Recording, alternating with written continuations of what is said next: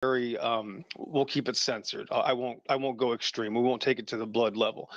Um, but ultimately, Here's it's the just like the Republicans. Is that you'll see that Republicans don't really critique each other too much. You'll see when you're watching these, which I haven't for 15 years, but I'm pretty sure it's still the same. I don't hear any special arguments. You'll notice that Republicans don't critique each other. And I'm not a flat earther, but if you guys are going to be flat earthers, you got to start critiquing these flat earthers. I mean, I hear flat earthers still say things that they're satellites, and they want to use the term satelloons, which is borderline insanity. And I can explain why. So you got to realize that both of these sides are designed to fuel each other, and we don't wrestle against flesh and blood. We wrestle against the spiritual principles, principalities and the heavenly places.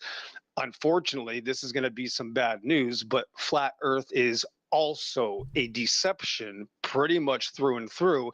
And just like rat poison is probably 90, I don't know, 95%. Somebody says 99. I don't know if that's true. 99% edible food, but it's 100% poison. And that's how deceptions work. Satan does the exact same thing. He'll finish with the truth, but what he started was with a lie, or he'll start with the truth and he'll finish with a lie. And that's how deceptions work. And until you're able to accept the full truth, I mean, if people feel like they're being held back by something, there's a reason. Witsit, do you ever feel like you might be holding back for an unknown reason? Do you ever get uncomfortable because there's certain things that you can't say?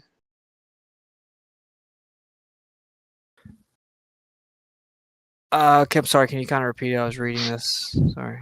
Like repeat the last part. If there's, I heard the stuff that I can't say, but I didn't hear the context. Do you ever feel like maybe there might be something you wish you could say, but for maybe just an unknown reason, you can't say it when you're discussing things with people in any sort of controversial, thing at all? Yeah, I feel like sometimes you can intuitively know what the other person is or isn't ready to discuss, right? So it's like, if that's what you mean. Yeah. Right. Let me ask you this. What's the longest distance photography or photographic observation that you've seen in the last 5 years near to the surface of maybe the oceans or something like that you've seen from either people that you know personally or other people that you've met along the lines of the internet? Like near with the stipulations you're saying, then it actually, I guess, would be like maybe your picture of the mountain near to the surface. Really? Near to the surface? Like how far away near was to the surface. how far away were the mountains? I forgot. Wow. Okay, I'm a little bit surprised. Yeah, I didn't want Most to of the tell. really, really far ones away are not near to the surface, right? They're normally like higher up. Right. Yeah, I've been a photographer for a long time, and I'm very close to my Lord and Savior, and he gives me some very special, I would say, benefits to being part of his family and giving everything to him. And that's what I do. I put everything first, and I give it to Elohim Yod He Vav He. There has been some miracles that he has given me, Witsit, that kind of puts me in an uncomfortable position because I almost don't want to ask you this. But why do you think you've never shown anybody that? Your picture? I don't even know if I have it. I don't know. I don't know all the specifics of it or anything. Yeah, I mean, honestly, because it all comes down to the same thing. It all comes down to the same thing. Any observation, they all just say the same word. So, Let me ask you this, Witsit. Let me ask you this next question then, okay? Because and this is why, we've known each other about, I would say, we've known each other over 4 years, Witsit. Yeah, probably. Yeah. Time flies. Time flies. You'd be shocked, right? Time is exceedingly speeding up. And I know you've heard me a lot.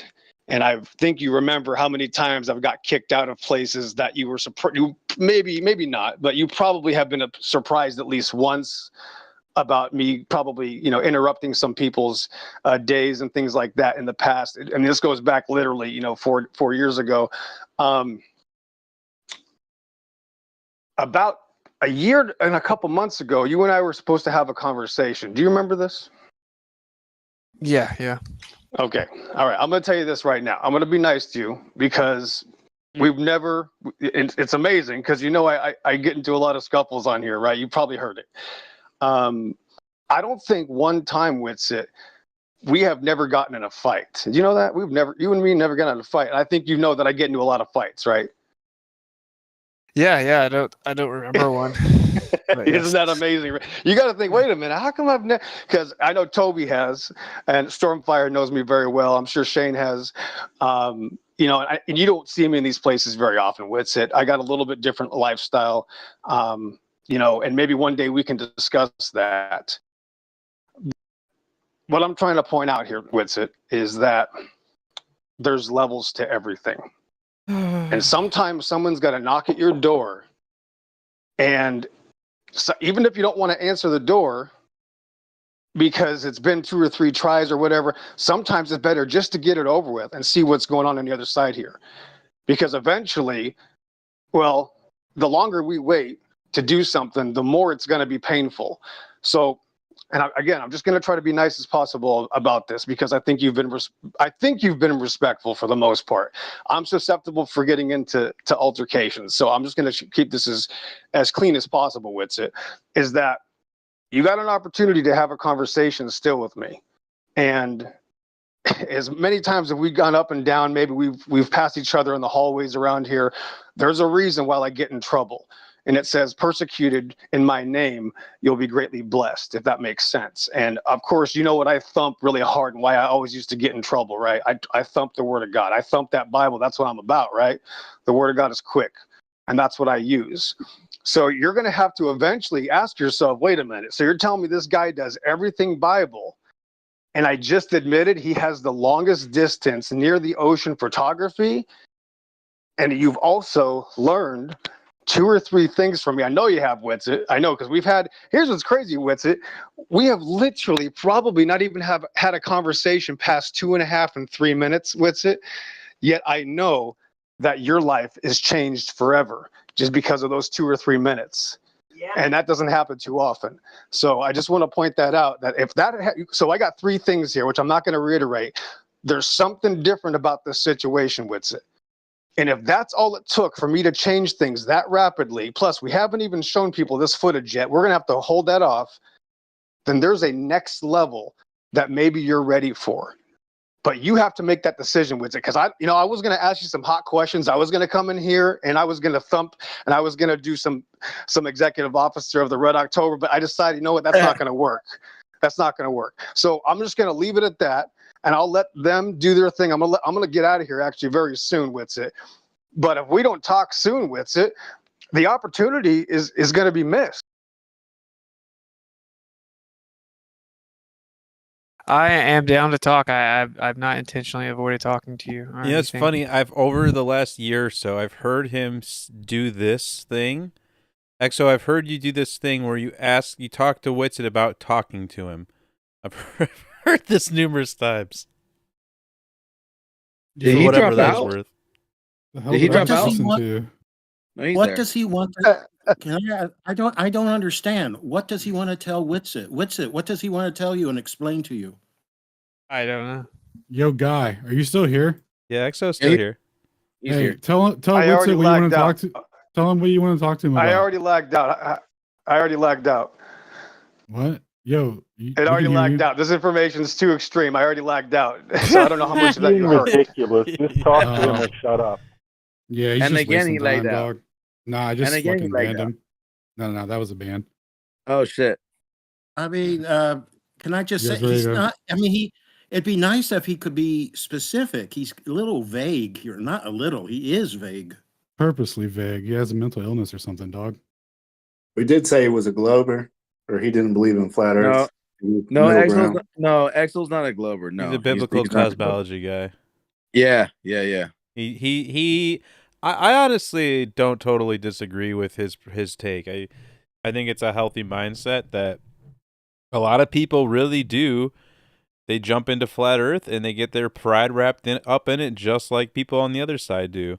And it's a very dangerous thing. I think there is an aspect of it that could be quote unquote satanic. So I don't totally disagree with him. If you pry him on it, if you actually talk to him about it, that is essentially where he's coming from. Is he's talking about the ego problem with it, and he's very abrasive about it. If he could be less abrasive, he'd probably He'd go possibly further. Yeah, I will say XO has pointed out some pretty profound things to me before, though, like that I didn't see in the Bible and stuff like that.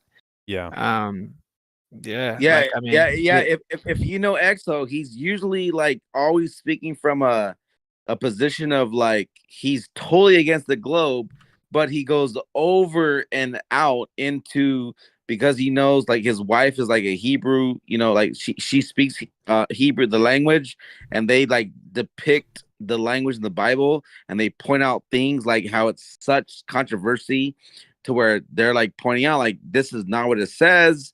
And then he dives into that so deep, he kind of like washes out his message though. Like, you get what I'm saying? Like he loses his message in the fact that he's trying to prove to you that this is wrong or this is not right. You get what I'm saying? Hey, I just got back. Was somebody saying it's ironic that EXO's behavior seems so satanic?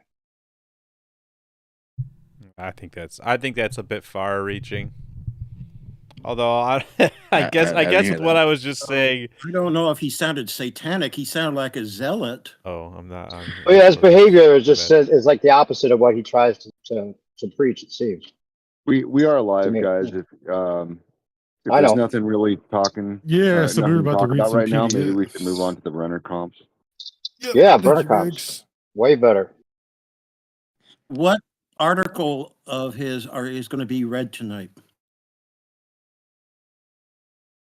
Oh, it's the Brenner comps. Bring your own. That's a thing that we're gonna have to figure out here, because we're getting to the point now where there's a finite amount of Brenner comps, so we need to be careful now. I think we've already read a couple of them like more than once, so we'll just need to be wait.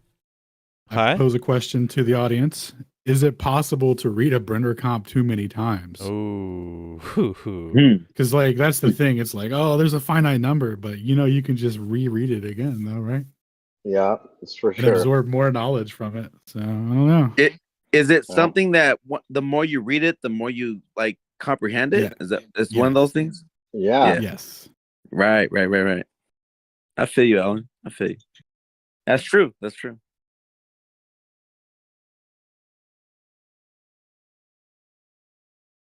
You just got to keep diving in.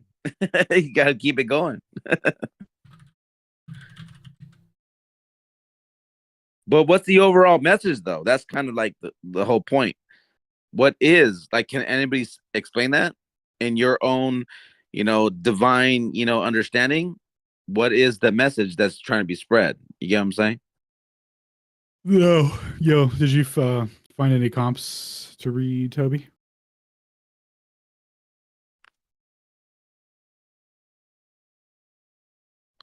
Yo, yeah, no, I haven't found one yet. Let me pull one up. Carice has What Are Fake Forces? Is this a Brenner comp?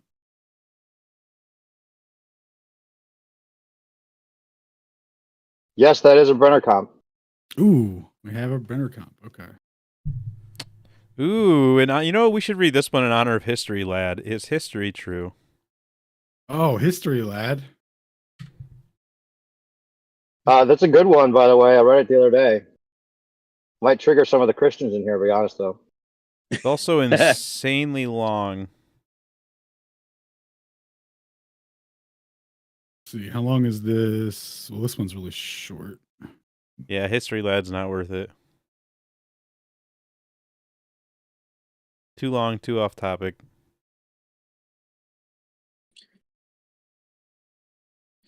History is of the victors, right? Technically. Yeah. So is that trusted? I don't know.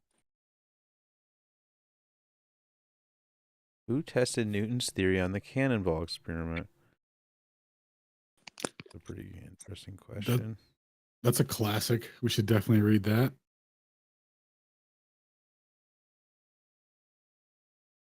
Insanely long. Okay, we'll read it. This looks good. Bit winded, but good. Yeah, the fake forces one looks good too. We'll read those. Cool. Well, thank you, live listeners, for being here. Sorry for the, well, I don't apologize. Y'all got a little sneak peek behind the scenes.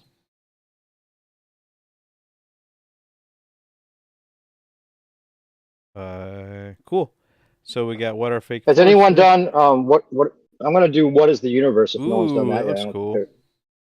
Yeah. Yeah. All right. You want to head us off, Dave? Cool. I can start us off otherwise. All right. Or would you rather, Dave? Oh, please go for it. All right. I'm gonna go ahead and share the screen.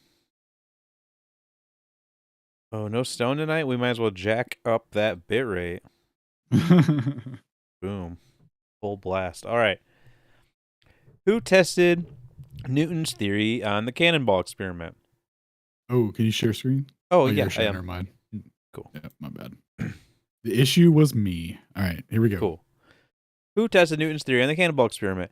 Nobody, really. It has always remained an adventure of the mind, an act of wishful thinking without intellectual rigor and with no experimental backup. Bonaventura Cavalieri experimented with ballistics before Newton and came to the conclusion that free fall is independent of any other motion a body might have, something that is still taught today in every mechanics class in the world. Horizontally launched projectiles. A horizontally launched projectile is a projectile launched with only horizontal speed. Its initial vertical speed is 0. Since the only force acting on the projectile is gravity, which is in the vertical downward direction, only the vertical motion is affected. Gravity causes a downward acceleration. The cannonball falls the same amount of distance as it did when it was merely dropped from rest. Perpendicular components of motion are independent of each other. Newton starts his thought experiment with Cavalieri's cannonball and extrapolates from standard ballistic parabolas to orbits, which are not even in thought holds true, as we will see. So we have creased. Let's just take a look here. I think it's just for the image. So here we go. So we have showing projectiles being launched around a sphere here. And we have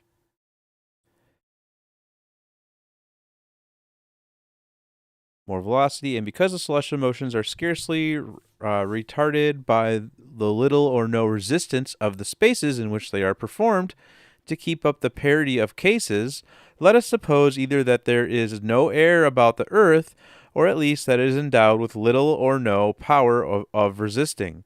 And for the same reason, the body projected with a less velocity describes the lesser RVD, and with a greater velocity, the greater RVE, and augmenting the velocity, it goes further and further.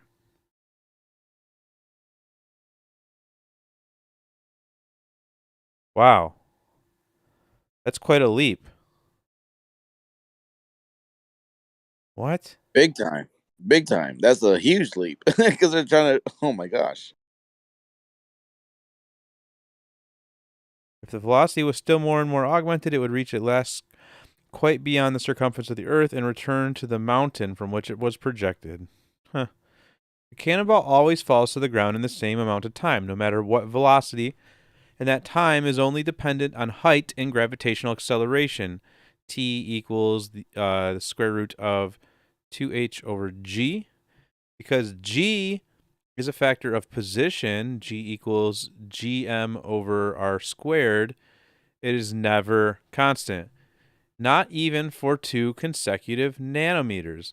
So it's always an average. Between the alleged elevation of the ISS and the ground, that would be 8.7 plus 9.8 over 2, which equals 9.2. So, Hale and Co. don't even try that argument. Next argument is that the gravitational vector rotates over large distances, which is also flawed. First, because the curvature of a sphere is always 1 over r, already from the first nanometer. And then, nobody has shown that the gravitational vector has any executive power in physics, that it can lock velocity into perpendicular relationship. So we show here Newton's law of gravity. Orbits. Moon is constantly in free fall, as are all orbiting objects, always falling to Earth but never getting closer. There is no reason to believe and no experiment to support the idea that after the first red centripetal arrow, the velocity now has changed direction. In fact, all experiments show the contrary to be the case. Free fall is always independent of any other motion. Then the thought process itself is flawed, as it supposes a moment where gravity does not exist in order to allow the object to move along a tangential path. If anything, because gravity is always present, the object always falls from the first instance, but then it has to be lifted up to remain on constant elevation. And here we see with red arrows the necessity for a lift force, which is introduced via velocity F equals mv F equals mv squared over r.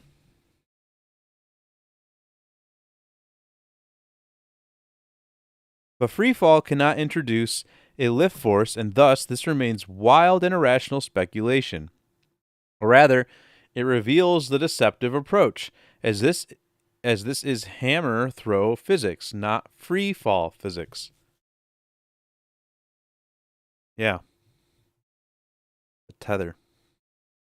The hammer is on a forced path where it puts a stretch load on the leash, and if the leash does not hold up, it breaks. Why does it break? Because of F equals mv squared over r being greater than the tensile strength of the leash. What is the tensile strength of free fall? Fun little image. The planet is not in free fall. It represents the forced hammer throw math of orbital mechanics, where in NASA's own words, centrifugal acceleration A equals v squared times what's he doing here? Why does it have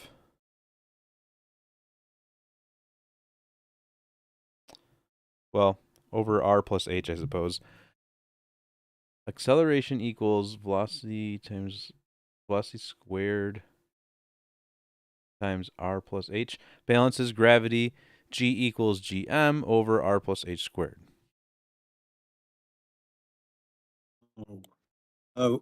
Which formula were you reading? The first one? I think there's a typo here.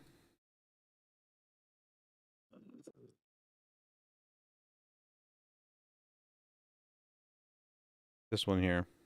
A equals v squared over r plus h. Oh, I guess that's well, let's see. I think it's correct. Yeah, he has the parentheses. The first parenthesis should be to the right of the division sign. That makes sense. That seems right. Okay. Thank you, Eric. So yeah, and it was indeed then A equals v squared over r plus h. And that balances gravity. G equals gm over r plus h squared. Here we have the radius, height, radius of the orbit.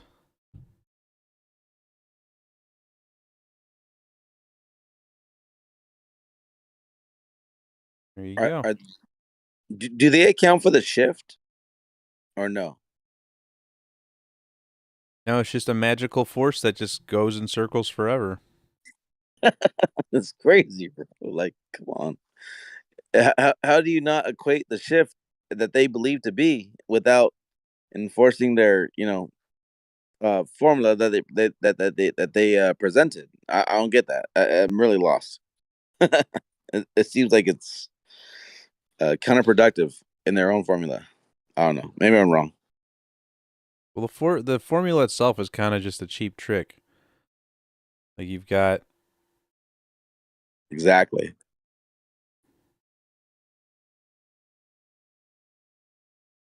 Mass, gravity times mass over the radius of the orbit. It's just an assumption here, essentially. But it's weird because within their own formula, they don't account for everything, the variables that would displace their calculations. It's kind of weird. I don't know. I might be wrong, but I don't know.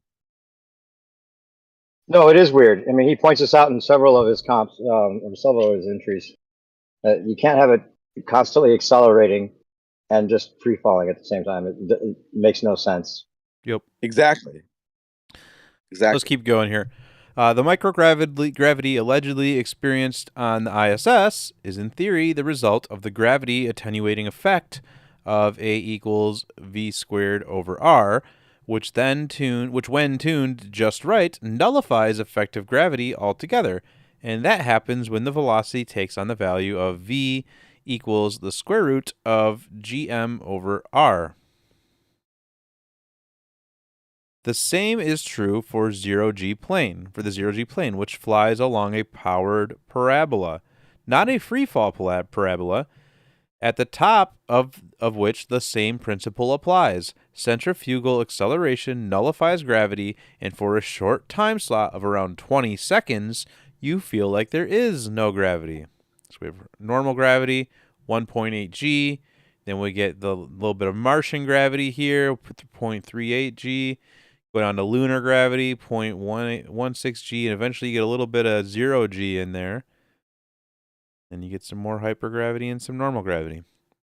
Here below. But sorry, Toby. Doesn't it beg the question though, Toby, that once you have these changes, wouldn't it mess up their calculations mathematically because you are having to account for them, but they're not? They just keep it steady? I don't know. That's kind of weird.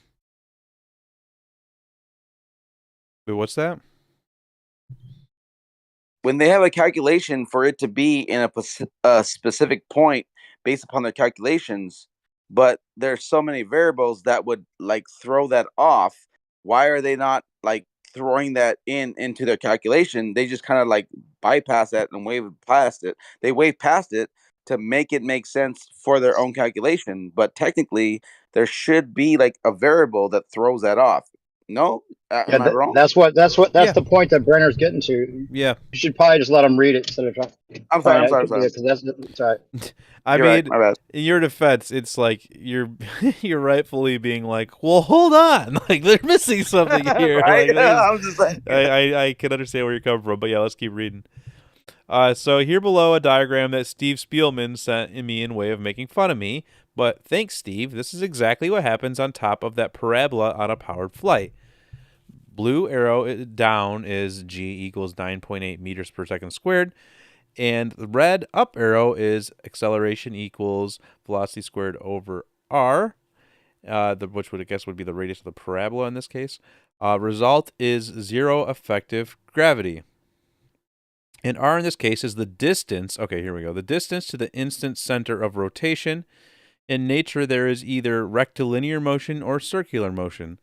So no other options are available. Any motion along a random curve is made up of instant circular rotations around the so-called instant center of rotation. Here's the parabola. Here's showing the, I guess why the forces are the way they are here. Actually, would all that take place over a curved surface of Earth instead of over a flat Earth on top of that, an additional acceleration factor would attenuate gravity, so that now the equation would read v squared over r times c parabol plus v squared over r times Earth minus 9.8 equaling 0. If we leave out v squared over r Earth for a velocity of 100 meters or 100 meters per second as negligible with 0.0015 g, not for a rifle bullet through with for a rifle bullet, though, with 0.156 G and a railgun with 1.4 G. We can calculate the radius the plane has to fly in order to achieve 0 G. And we do that with V squared over R minus 9.8 equaling 0. So R equals V squared over 9.8, and that's going to be 1020 meters, so 1,020 meters. In order to give you a feeling for what is called lunar gravity of 0.16 Earth gravity, the plane would have to do a radius, R equals V squared over 0.16 times 9.8 equaling 6,377 meters.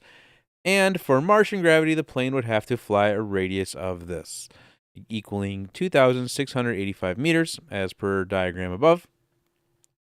That doesn't mean you are in free fall, though, because free fall means reducing distance to gravitational center, as well as converting potential into kinetic energy, none of which applies to the apex of this powered parabola. What you would experience is actual absence of gravity, i.e. what they call microgravity or reduced gravity, 0.16 G and 0.38 G respectively. So whenever you read or hear that 0 G planes are in free fall, you know it's wrong. It's called 0 G plane for a reason, not free fall plane, which would fall in full gravity, not zero. At 380 kilometers per hour through an atmosphere, a plane with airfoils like the A310 is not in free fall. L equals CQS equals CRU squared times S over 2, with L being the lift force, U being airspeed. So the lift force equals the lift coefficient times, where's Q?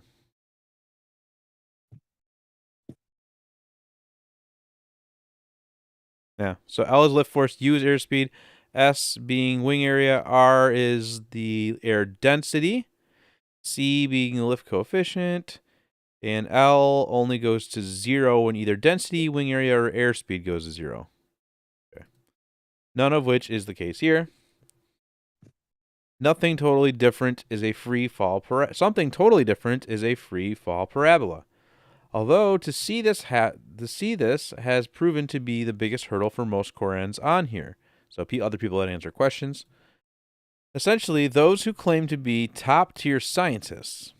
A free fall parabola, a projectile trajectory, is a trace, not a stack. It leaves behind a parabolic trace with respect to a stationary backdrop.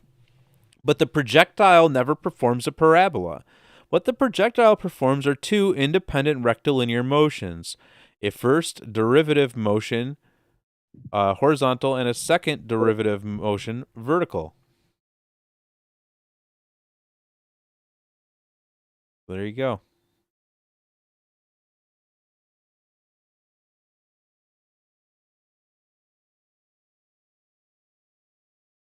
Is that drastic change?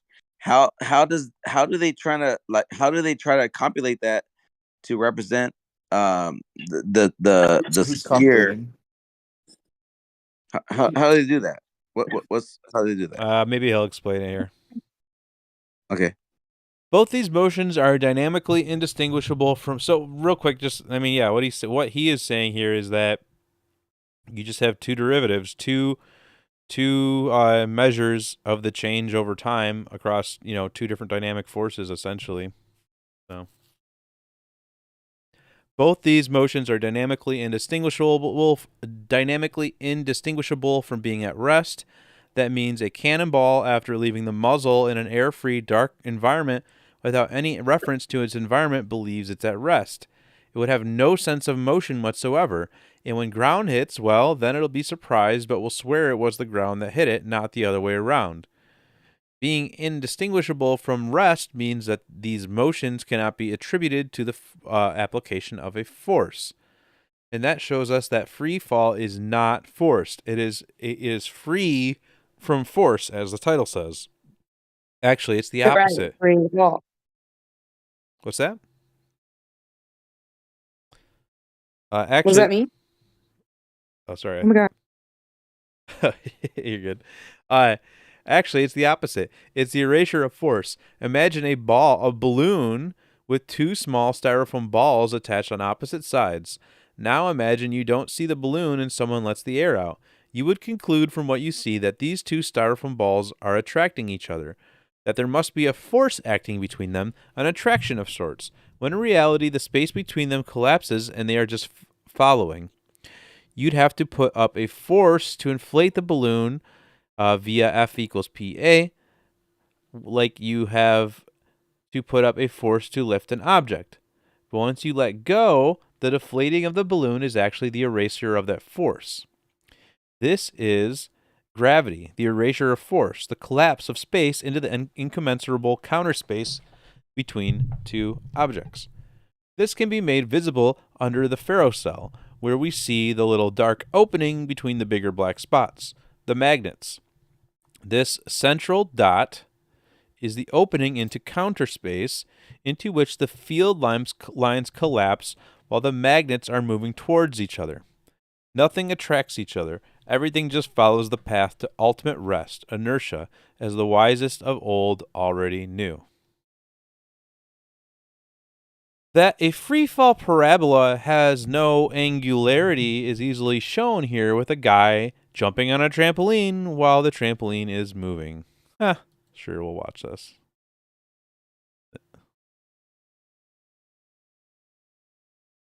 That's crazy. All right.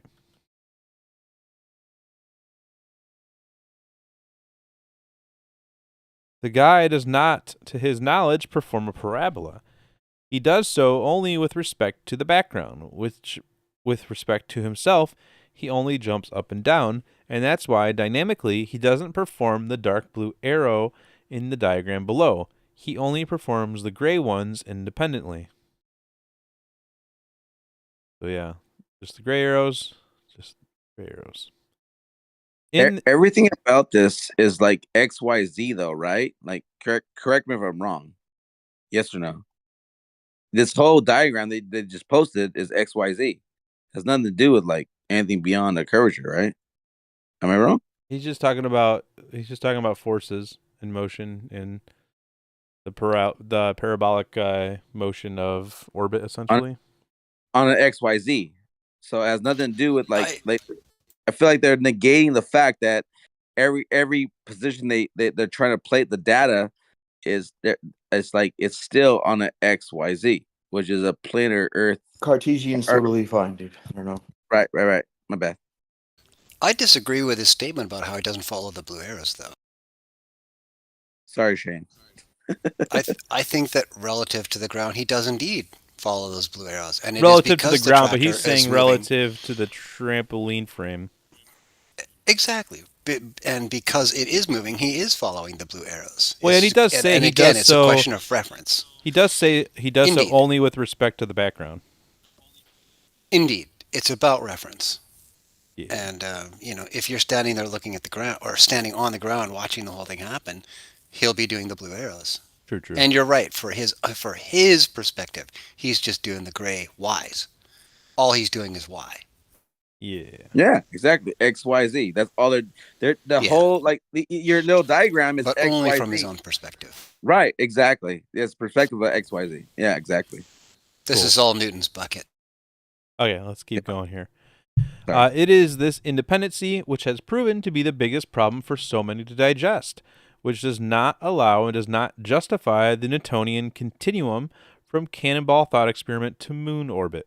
To repeat, a cannonball, after leaving the muzzle, falls immediately with an increasing velocity v equals gt, and only a nullification of g can make this 0, and thus distance to the ground constant.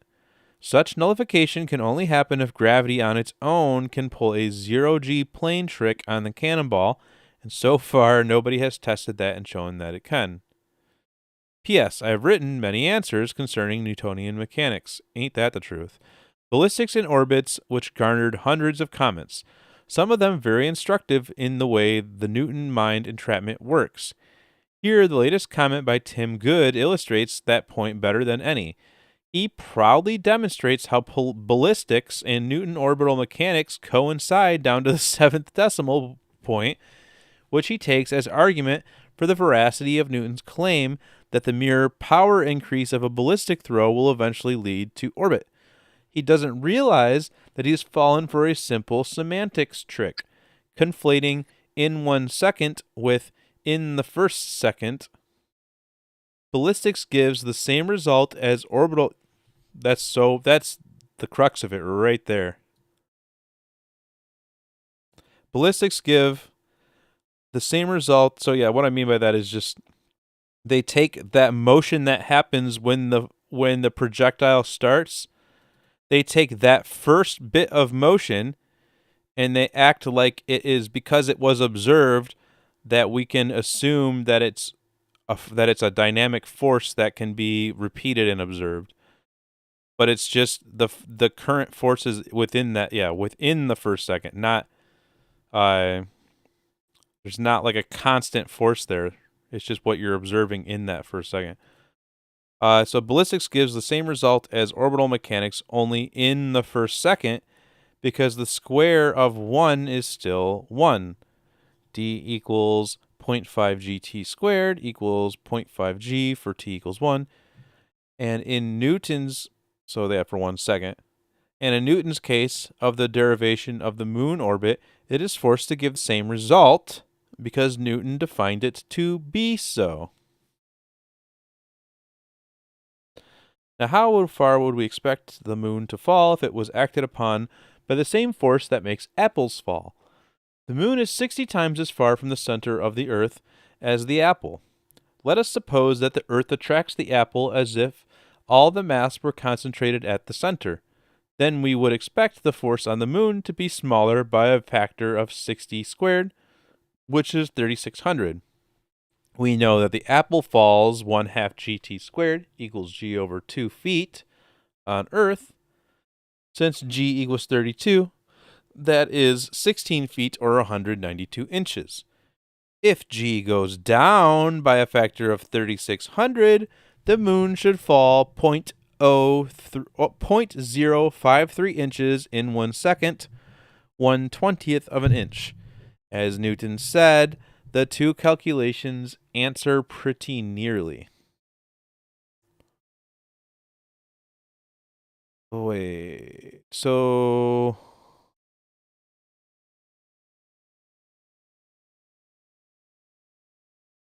that's crazy. What did we just do?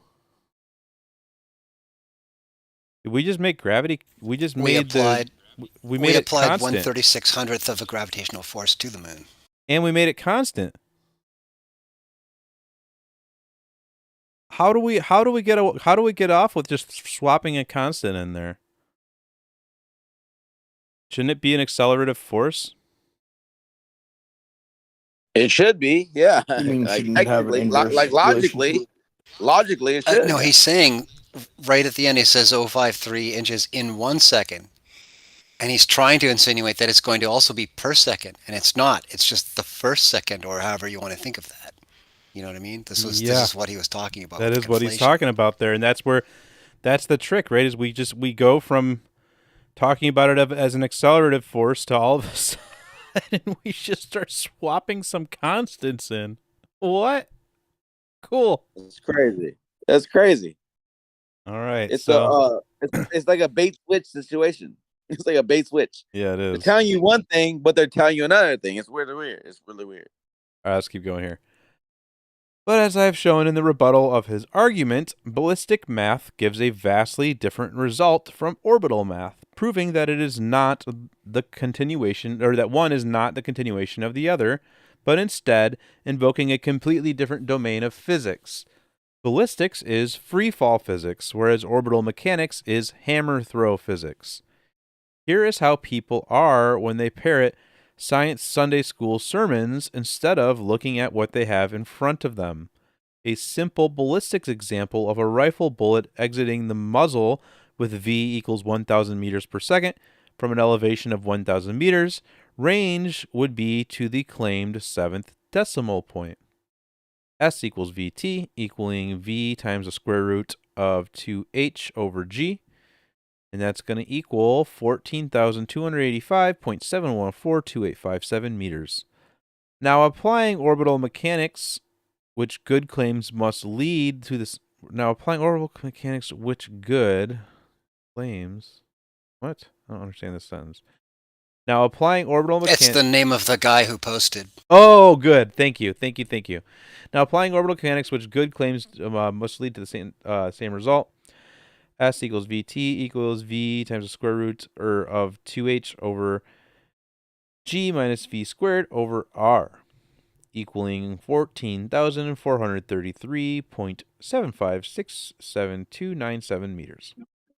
You see that we are not even talking about decimal points. We are talking about a difference of 3 digits before the decimal points. That is a 10-digit difference between the claim and reality. Here is what Feynman says about such mathematical shenanigans. We're not going to read all of this, I don't think. Let's just read around the highlights. Let us ask, what is the meaning of the physical laws of Newton, which we write as F equals ma?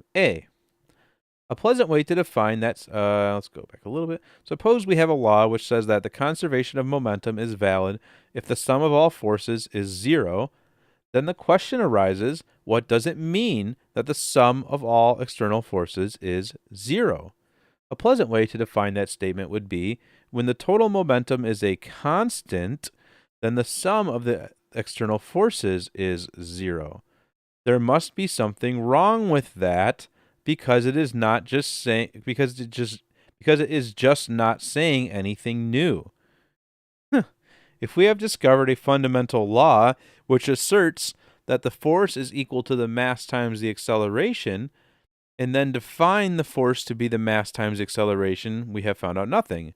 We could also define force to mean that a moving object with no force acting on it continues to move with constant velocity in a straight line. If we then observe an object not moving in a straight line with a constant velocity, we might say there is a force on it. Now, such things certainly cannot be the content of physics because they are definitions going in a circle. The Newtonian statement above, however, seems to be a most precise definition of force and one that appeals to the mathematician. Nevertheless, it is completely useless, because no prediction whatsoever can be made from a definition. One might sit in an armchair all day long and define words at will, but to find out what happens when two balls push against each other, or when a weight is hung on a spring, is another matter altogether, because the way the bodies behave is something completely outside any choice of definitions. And here is what Heisenberg says about similar problems with relativity theory and quantum theory. The impact of quantum theory and relativity theory on the minds of those scholars who helped found them during the first half of our century is conceivably such that they are imprisoned by these theories and thus cannot help but reason comfortably. That is, in terms of traditional concepts, whereas the need is for a whole revolution of thought, which can only be carried through by nonconformists. Mercier, 1971, shout out Ether Cosmology. Pat my own back, pat our own back. PS2. After dozens of more comments desperately trying to circumnavigate the problem, here's the synopsis of arguments in one diagram. Horizontally launched projectiles. A horizontally launched projectile is a projectile launched with only horizontal speed. Its initial velocity speed is 0. Since the only force acting on the projectile is gravity, which is in the vertical downward direction, only the vertical motion is affected. Gravity causes a downward acceleration. The cannonball falls the same amount of distance as it did when it was merely dropped from rest. So yeah, we already looked at this earlier. The only sawtooth path is claimed to be the principle on which orbits are based, as opposed to and not as following from cannonball ballistics. The dashed blue line is the path of a cannonball. Would it follow orbital mechanics? The argument that it is that would be more precise because it is claimed that a cannonball in reality does an elliptical orbit cut short by Earth.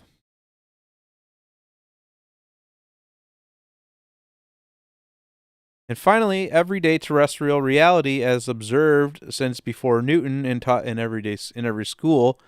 Free fall trajectories as two independent rectilinear motions sharing the same time.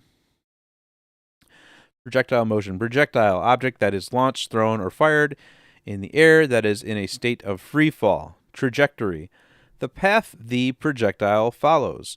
Projectile motion is described in terms of position, velocity, and acceleration. The horizontal and vertical components of velocities are independent of each other. Orbits are fantasy. Yeah, and another one of his, he has indeed done a lot of questions and answers on this. And it's like, one way I've heard him kind of put it before is, like, so, like, he kept going on and on. He did a good job here of talking about there's the projectile force, right? There's free fall, and then there's the force of motion of the projectile, the trajectory of the projectile. And he talks about how they take these two dynamic forces and instead they take that motion for that certain moment in time, and then they just ascribe that to orbital paths, kinematics in the sky. Like they give it a dynamic force. It's literally a rotational force that they give it, which is just really just kind of incoherent. Yeah, does that kind of like contradict though to their calculations, because they're still like not ascribing excellent read everything else that's going to be involved here. They're like, I feel like they're just keeping it to a simplicity, but it's so complex it will literally like negate their calculations. No, yes, maybe no, I don't know. Yeah, no, they do. That's what people believe, man. And not only I feel like they're off though. Not only believe, but they argue with. Go read the comments on that. It's gonna be. Let's just take a peek. Geez, what an unruly pile of "I'm very confused"isms. Let's take a look. Why do you keep repeating the same long screed, but refuse to even attempt to understand why Newton's laws match all this perfectly? Lots and lots of words, but you still haven't addressed the point from our last conversation. If you take into account the Earth's curvature by your own figures for the same amount of object... No, this one's actually kind of interesting. Let's see what he said. Oh, he hasn't replied to this one. 7 months. Uh-oh. I wonder if they had a back and forth already before. They must have. He is not very deep in these comments on this one so far. Oh, look who it is! Hey, Michael, longtime fan of your work here on Quora. I've even made one page. Whoa, look at this. Look at this fan. Dude, are we about to read a Dave comp? Dave comps, BYOBC. This is when I first reached out to him, right here. This is awesome. That's funny that it was this one. Are we going to delve deep into some new perspective lore? We won't do that. We won't put him on the spot. That's fine. If you guys want to go read it, go read it. We have been in contact with him. We've been trying to get him to come on here to chat with us. Yep. I want tomorrow, if Alan's free, I want you to do a presentation on the history of new perspectives online postings. Will do. That would be a long episode. I've been going through his Reddit history for weeks. I'm not on Reddit. December the 20th, 2020. Dave posted it.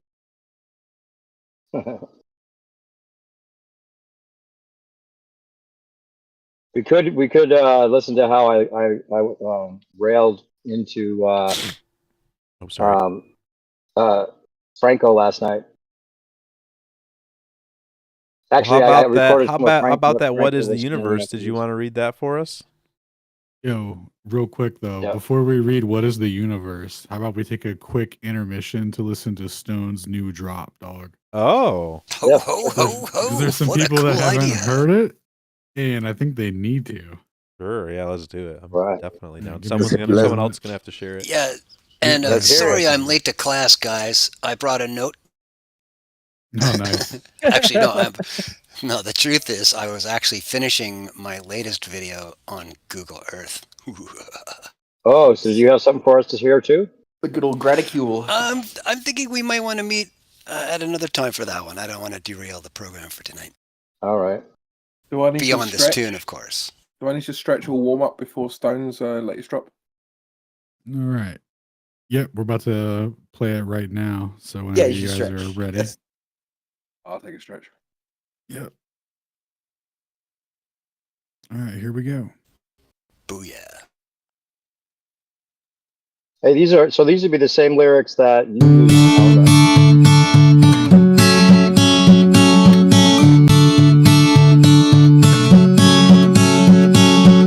Hey, NASA liars, you just think your globe's so pretty. I'm 100 miles away, but I still clearly see that city. How about you? Does math explain this? I want proof, not some old goof. FE deniers, don't you worry about the distance. I can see you there across the lake while laser pointers glisten. Use your eyes. Just hear my words, see through the lies. Might be surprised. Globe, no way could it be. No controlling how we think. Stop your lying through your teeth. No, it looks quite flat to me. Appears quite flat to me.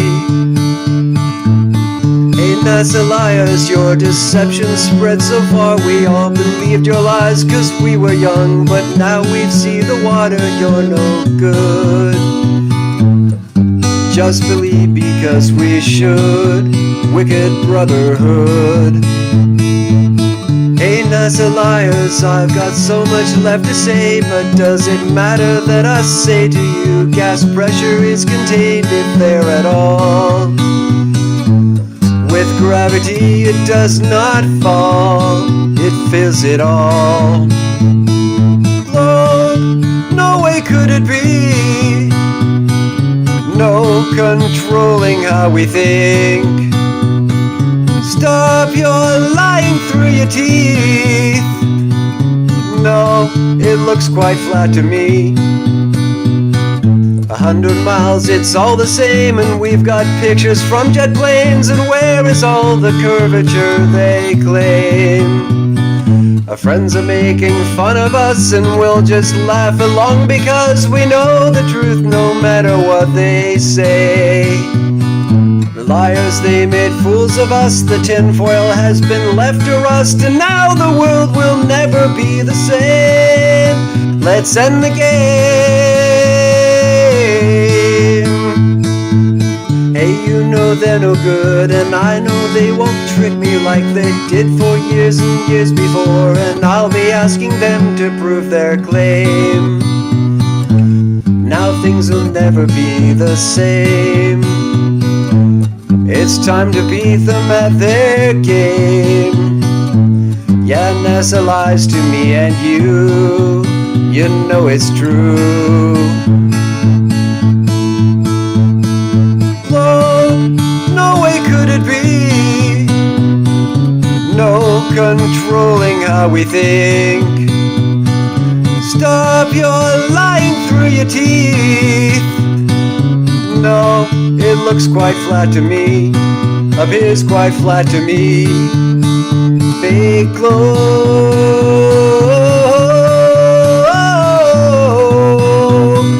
Fake globe.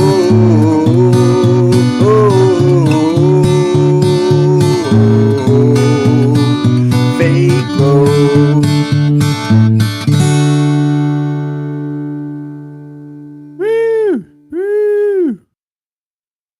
Yeah, well, yeah, who, yeah, Stone the man, well, yeah.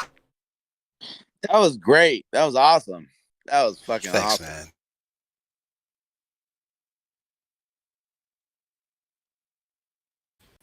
Perfect Yeah, I little wanna see intermission there. What's that I sound? want to see thousands of views. You know what I mean? Just rack them up. Show it to everybody. That's right. Yeah. All right. So we're gonna read fictitious forces now. I think, or what are fake forces? I thought we were going to Nice. do what is the universe, and I would even Oh, volunteer sorry. for some.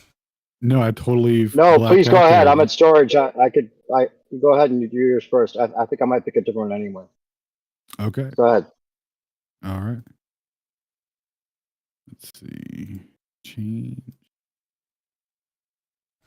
This looks like a Brenner Oh, comment. this is like New Perspective's dream, huh? Oh, dude, he loves BYOBC. He's loving it. He's loving it. It wasn't my Bring idea your own to Brenner. do this, by the way. Yeah. This is other Brenner fans made by you actually, Witsit, because I looked up Counterspace listening to you and found Brenner that way. That's funny.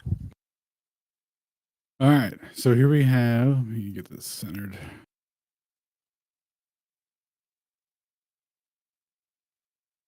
All right. So here we have Michael Brenner. Fake forces are the product of fake physics. That's just as simple as that. Everything that is pseudo, fictitious, virtual, imaginary, dark, or black, i.e., scientifically inaccessible, etc., is fake physics. How can one pull off to fake physics? Could you ask? Well, obviously, only if lying becomes a dedicated and accepted practice in science and education, and not man.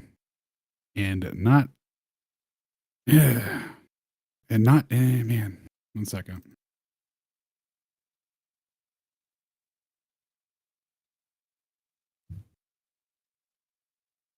All right. And not any lying about the specific lying to children, because it is their trustful, innocent minds where you have to plant the fake physics for it to take, to take root. Now, IO and behold, that is, Lo and behold. thank you. Now, lo and behold, that is exactly how it happens.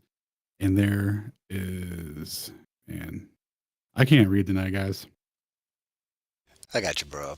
This is Thank you. exactly how it happens, and here's where we explore this scheme. On Quora specifically, S. Spielman and T. Heil vociferously defend the concept of lying to children as an accepted routine in education where you use a simplified explanation of technical or complex subjects as a teaching method for children and lay people.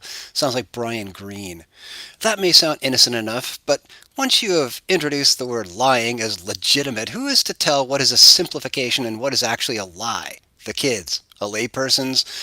Hold that thought to the end of the article. Nowhere is this practice more obvious than in the treatment of centrifugal force, because an understanding of the actual physics of centrifugality, that's cool, would cause the immediate collapse of the Copernican cosmology, which is based on a total neglect of the dynamics of massive bodies. Neither Copernicus nor Kepler or even Newton, come on, Brenner, applied the laws of dynamics to orbits, although Newton should have known better, and in private letters did know better. They all treated it purely on the basis of geometry and kinematics, which do not include masses and forces. Here for the umpteenth time, because it is as important as it is neglected. Geometry, the branch of mathematics concerned with the properties and relations of points, lines, surfaces, solids, and higher dimensional analogues.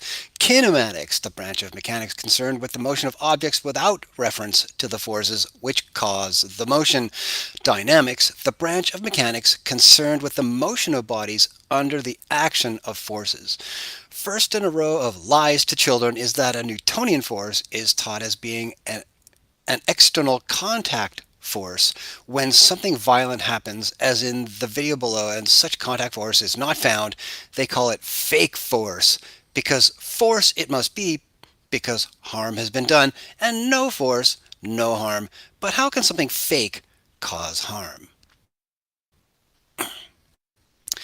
Let's have a look at an article which takes this very video as a basis to talk about fake force. And there you go with the round of death.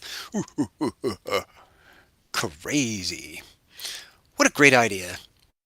If you can't spin a merry-go-round just with your feet, put your scooter on it.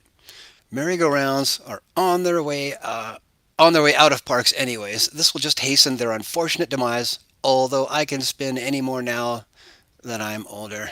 Just to be clear, don't do this stunt. I noticed that most of the videos end with a person flying off the merry-go-round. So the question, how hard is it to hang on? How fast do these things spin anyways? So, what's a fake force? Why is it useful in this case? First thing about a force. A force is an interaction between two objects. You know, like the earth and me pulling on each other. Or a magnet and an iron nail pulling on each other. And what does a force do to an object? A net force changes the momentum of that object. Most people call this Newton's second law, and it can be written as the force net vector is the change in, and the delta, you know, all that cool stuff. FMA, woo-ha. The author of this article has fallen for the lying to children scheme and never recovered from it because he trusts that teachers have taught him right. Well, they haven't. While teachers on their side trust that their pupils will never go and study Newton's laws on their own behind their backs, so to say. Here's Newton's Def 3 in his Principia. The vis insita, or innate force of matter, is a power of resisting by which every body, as much as in it lies, continues in its present state, whether it be a rest or of moving uniformly forwards in a right line. I guess straight would also be synonymous. And here is his definition. 4. The vis impressed force is an action exerted upon a body in order to change its state, either of rest or of uniform motion in a right line. This means that any impressed force, that is, any contact force, is a secondary mirror image of the vis insita, the innate force of matter to resist, which therefore is not a fake force, but the only and primary real force which can kill you immediately given the right circumstances. The article continues, and this is where fake forces come in. Fake forces are not interactions between two objects.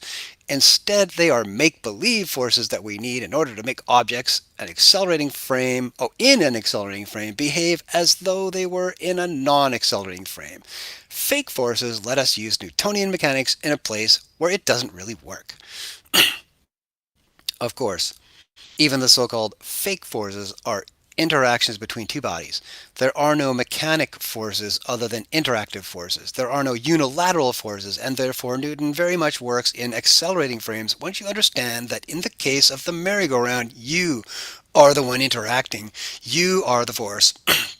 But that reality completely shatters any orbital fantasies because orbits are accelerated frames by nature of being circular. Here the article continues with the classic turning car deception. Everyone has experienced these fake forces. Here you are, in a moving car. The car turns to the left, and what happens? You get pushed to the right side of the car. Now, what force was it that pushed you? Or better yet, what object interacted with you? Surprise, there was no object pushing you that way. You want to say there is a force even when there isn't one. This is the essence of the fake force. In general, the fake force can be written as, the fake force equals negative ma of the frame. You are the physically real fake force. You are interacting with the right side of the car. You are breaking the car window when you are thrown out. The car window doesn't break itself, but that is what is insinuated because only one real force is postulated here and an utterly anti-Newtonian concept to begin with. And he continues his fake tour of the force. So why does he fly out? Let me draw a force diagram for the guy as he is about to fly out.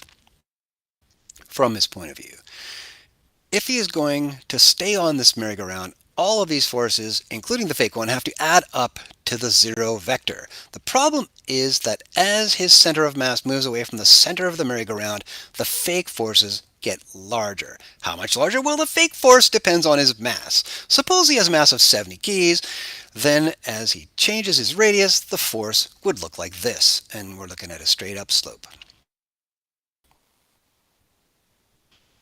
Wonderful. Here we have a diagram showing a fake force with a real value and is huge. As we can read in the continuation, you can see now how things get out of control. The forces are, huge. His weight is around 700 newtons. Even at just a radius of half a meter, the fake force is over 2,500 newtons, which is 560 pounds. This is what we in physics call a seriously large fake force. And take the S out, man. When he leans back just a bit, the fake force gets even larger. This causes him to lean back just a bit more, and wham, things get out of control. Next thing he knows, he's on the ground. Let that sink in. How brainwashed does one need to be as grown up in order to be able to pronounce the sentence, this is what we call in physics call as seriously large fake force, in front of a class of children without spitting his morning coffee all over the lectern. Okay, here's another one, even better and more illustrative than the above. The Physics Classroom, a site aimed at bringing state-of-the-art physics tutorials to young people online. Starting out with a geometric proof of inward acceleration. Okay, to understand this at a deeper level, we'll have to combine the definition of acceleration with a review of some basic vector principles. Recall from Unit 1, acceleration as a quantity was defined as the rate at which the velocity of an object changes.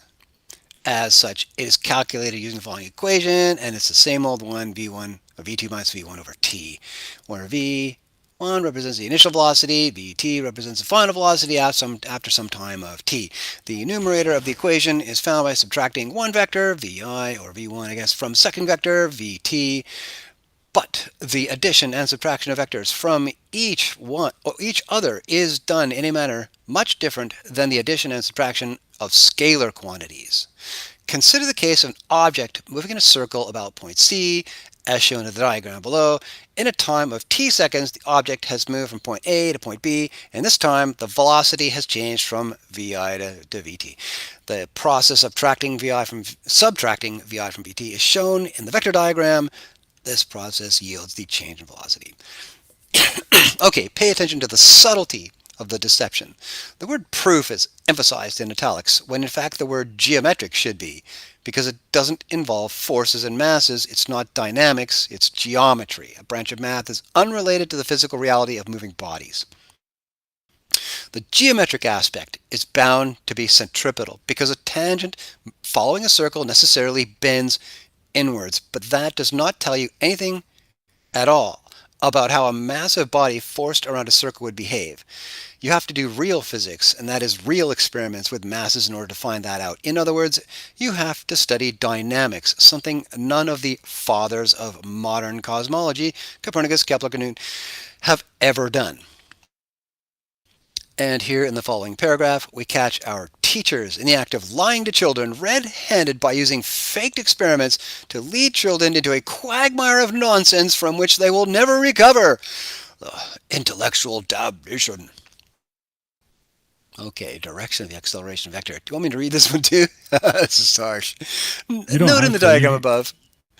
Hold on a second here. I can take some of it. Note in the diagram above, there's a velocity change for an object moving in a circle with a constant speed. A careful inspection of the velocity change vector in the above diagram shows that it points down and to the left. At the midpoint along the arc connecting point A and B, the velocity change is directed to point C, the center of the circle. The acceleration of the object is dependent on this velocity change and is in the same direction as this velocity change. The acceleration of the object is in the same direction as the velocity change vector. The acceleration is directed towards point C as well, the center of the circle. Objects moving in circles at a constant speed accelerate towards the center of the circle. The acceleration of an object is often measured using a device known as an accelerometer. Oh, the irony. A simple accelerometer consists of an object immersed in a fluid such as water. Consider a sealed jar that is filled with water. A cork attached to the lid by a string can serve as an accelerometer. To test the direction of acceleration for an object moving in a circle, the jar can be inverted and attached to the end of a short section of wood, like 2x4. A second accelerometer constructed in the same manner can be attached to the opposite end of the 2x4. If the 2x4 and accelerometers are clamped to a rotating platform and spun in a circle, the direction of the acceleration can clearly be seen by the direction of the lean of the corks. As the cork-water combination spins in a circle, the cork leans towards the center of the circle. The least massive of the two objects always leans in the direction of the acceleration. In the case of the cork in the water, the cork is less massive on a per milliliter basis and thus experiences a greater acceleration. Having less inertia owing to its smaller mass on a per milliliter basis, the cork resists the acceleration the least and thus leans to the inside of the jar towards the center of the circle. This is observable evidence that an object moving in circular motion at constant speed experiences an acceleration that is directed towards the center of the circle. All right, here we see a description. Okay, back up. One paragraph. A little more. There we go. Here we see a description of a simple accelerometer where it's falsely stated that the least massive of the two objects always leans in the direction of the acceleration. In the case of the cork and the water, the cork is less massive on a per mil basis, and thus it experiences the greater acceleration. Having less inertia owing to its smaller mass on a per mil, the cork resists the acceleration the least and thus leans to the inside of the jar towards the center of the circle. This is observable evidence that an object moving in circular motion at a constant speed experiences an acceleration that is directed towards the center of the circle. Quote, "This is such a hideous heap of gobbledygook, one really wonders how grown-ups can pronounce it without short-circuiting their brains. The least massive object tends to move opposite of the acceleration and not, as is claimed, in the direction of the acceleration. Water has more pressure in direction of acceleration, and thus a cork wants to move against that pressure gradient and rise to the surface. In a centrifuge, like in this experiment, the acceleration is, of course, centrifugal and produces a pressure gradient in the water towards the outside of the jar against which the cork rises. But the acceleration as a result of the rotation is, of course, centrifugal and not centripetal as falsely taught here in a classroom for children. The cork, as the less massive object, clearly tells where the acceleration is pointed, and that is away from the center of rotation, which is centrifugal. And it not only continues in the same vein, it gets even more hideous. And I'll leave somebody else to read this fine print. This is going good, guys. Someone jump in there, if you can. You want me to read the small print there?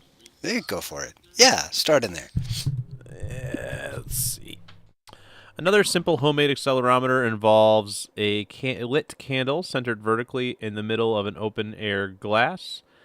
If the glass is held level and at rest, such that there is no acceleration, then the candle flame extends in an upward direction. However, if you hold the glass candle system with an outstretched arm and spin in a circle at a constant rate, such that the flame experiences an acceleration, then the candle flame will no longer extend vertically upwards. Instead, the flame deflects from its upright position. This signifies that there is an acceleration when the flame moves in a circular path at a constant speed. The deflection of the flame will be in the direction of the acceleration. This can be explained by asserting that the hot gases of the flame are less massive on a per mil basis and thus have less inertia than the cooler gases that surround it. Subsequently, the hotter and lighter gases of the flame experience the greater acceleration and will lean in the direction of the acceleration. A careful examination of the flame reveals that the flame will point towards the center of the circle, thus indicating that not only is there an acceleration, but that there is an inward acceleration. This is one more piece of observable evidence that indicates that objects moving in a circle at a constant speed experience an acceleration that is directed towards the center of the circle. Awesome. We know for a fact that flames move upward because of hot air having less density, which is acknowledged here, but then, like cup shufflers tricking peasants coming into a town fair, it's claimed that hot air is accelerated downward, pointing in direction of acceleration, when in fact the opposite is true. When rotating the jar, the air is not densest at the bottom anymore, but towards the outward rim of the jar, and the flame rises in the direction of the density gradient, which now is not down up anymore, but leaning outside in. An outside in density gradient is a clear and unmistakable sign of outward acceleration. So these two experiments unequivocally prove the opposite of what is claimed, namely a centrifugal acceleration as the result of rotation.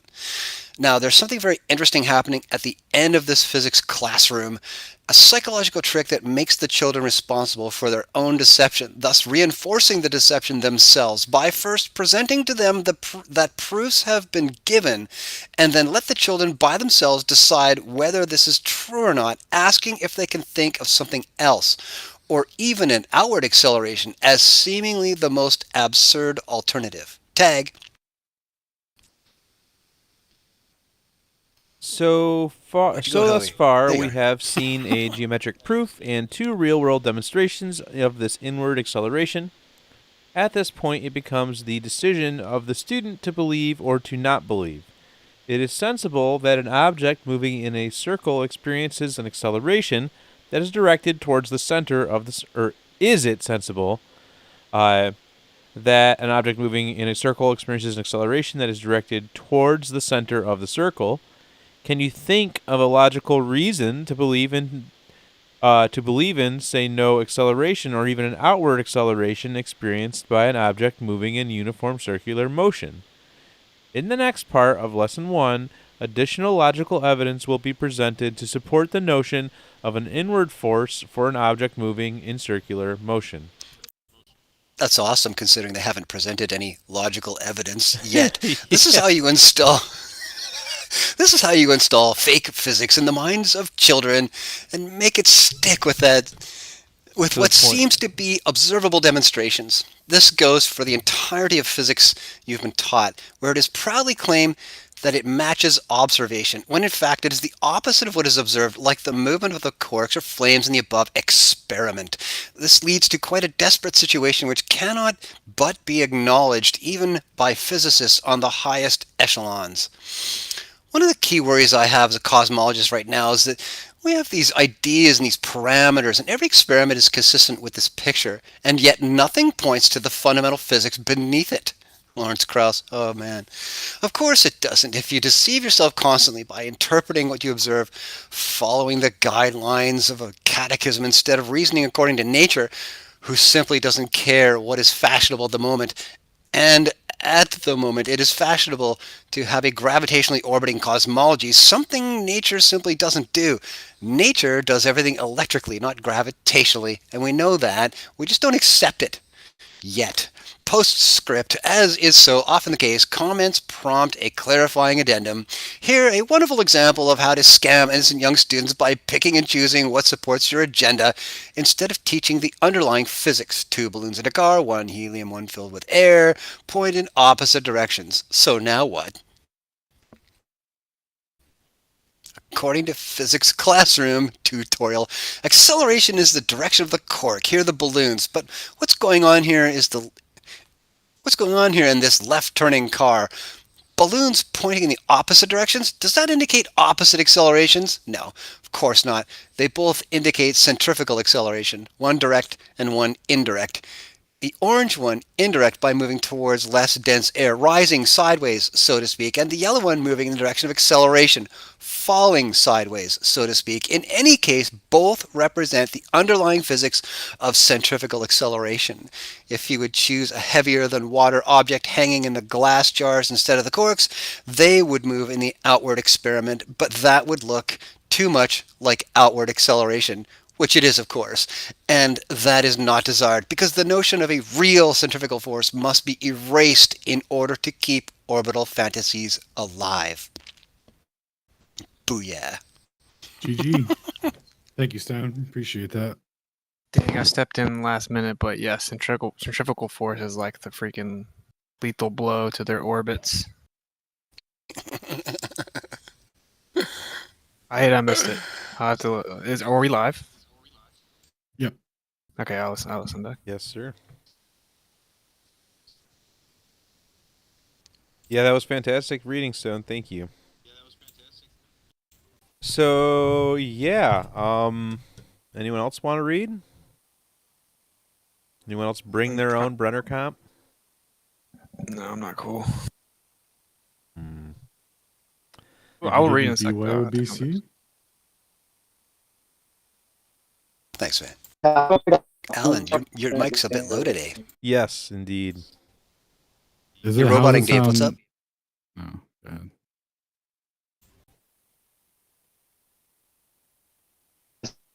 You there? Pretty good, Alan. Yeah, Dave's roboting. Yeah, Dave, you're roboting real bad.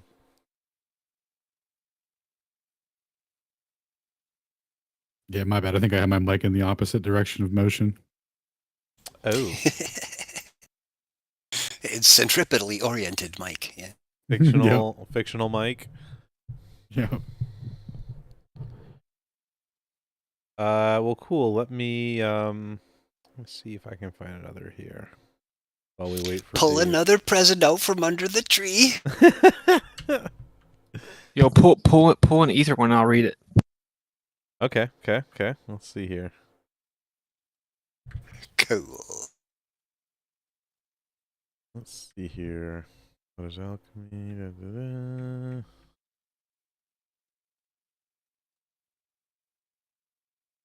Yeah, I don't have any. Fire start. I don't have any Brenner ether stuff. Here, let me. I'll share. Oh wait, no, I do. He's Here we got go. good stuff You got on one? there, I got you. Yeah. Nice. So What do we got? What is this one called?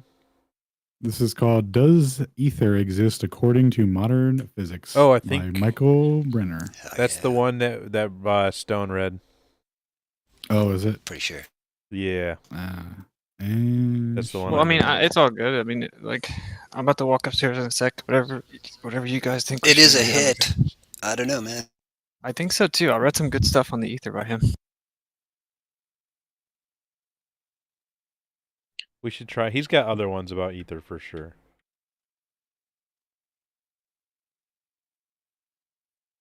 Or any of his ones about like magnetism. Well, he doesn't have that many about magnetism actually.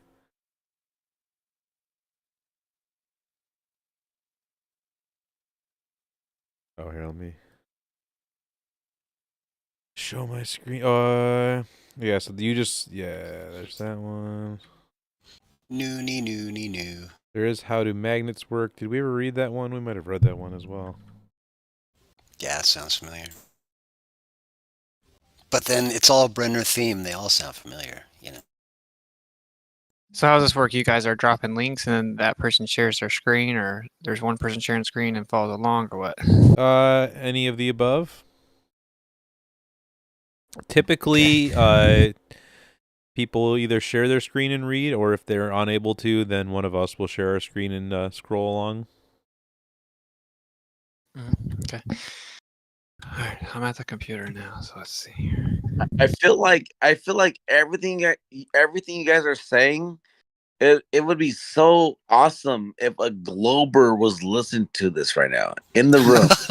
You know what I mean? You know what I mean? Like, oh my god. That's why we Let do them- these, yeah.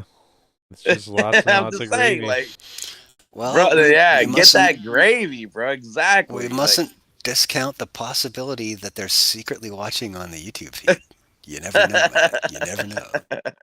Yeah, there's got to be some hate watchers going for sure. Dude, we got a couple regular physics lads that watch this. That yeah. I'm just So saying, can man. you- Like, go ahead. What would be the consequences to physics if the ether was confirmed? How about that? Sure. Oh yeah, Ooh. sure. That's right up Whitsid's alley. Would all of a Right. sudden make sense? Do you want to read and scroll and share your screen, or you want me Yeah, I can to do that. share? I can All do right, it, cool. so. I just dropped the link in the chat then.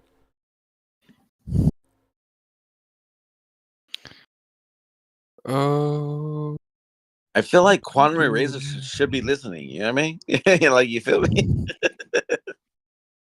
should he though? Oh wait, that's that's his answer. Good, yeah, that's it. All right, I made it big for you guys, and that sucks. All right. I'm gonna have to back away from the computer or something. Oh my goodness. You can scroll out a little bit. Breathe it into your mic a little bit too. Your monitors are just too big.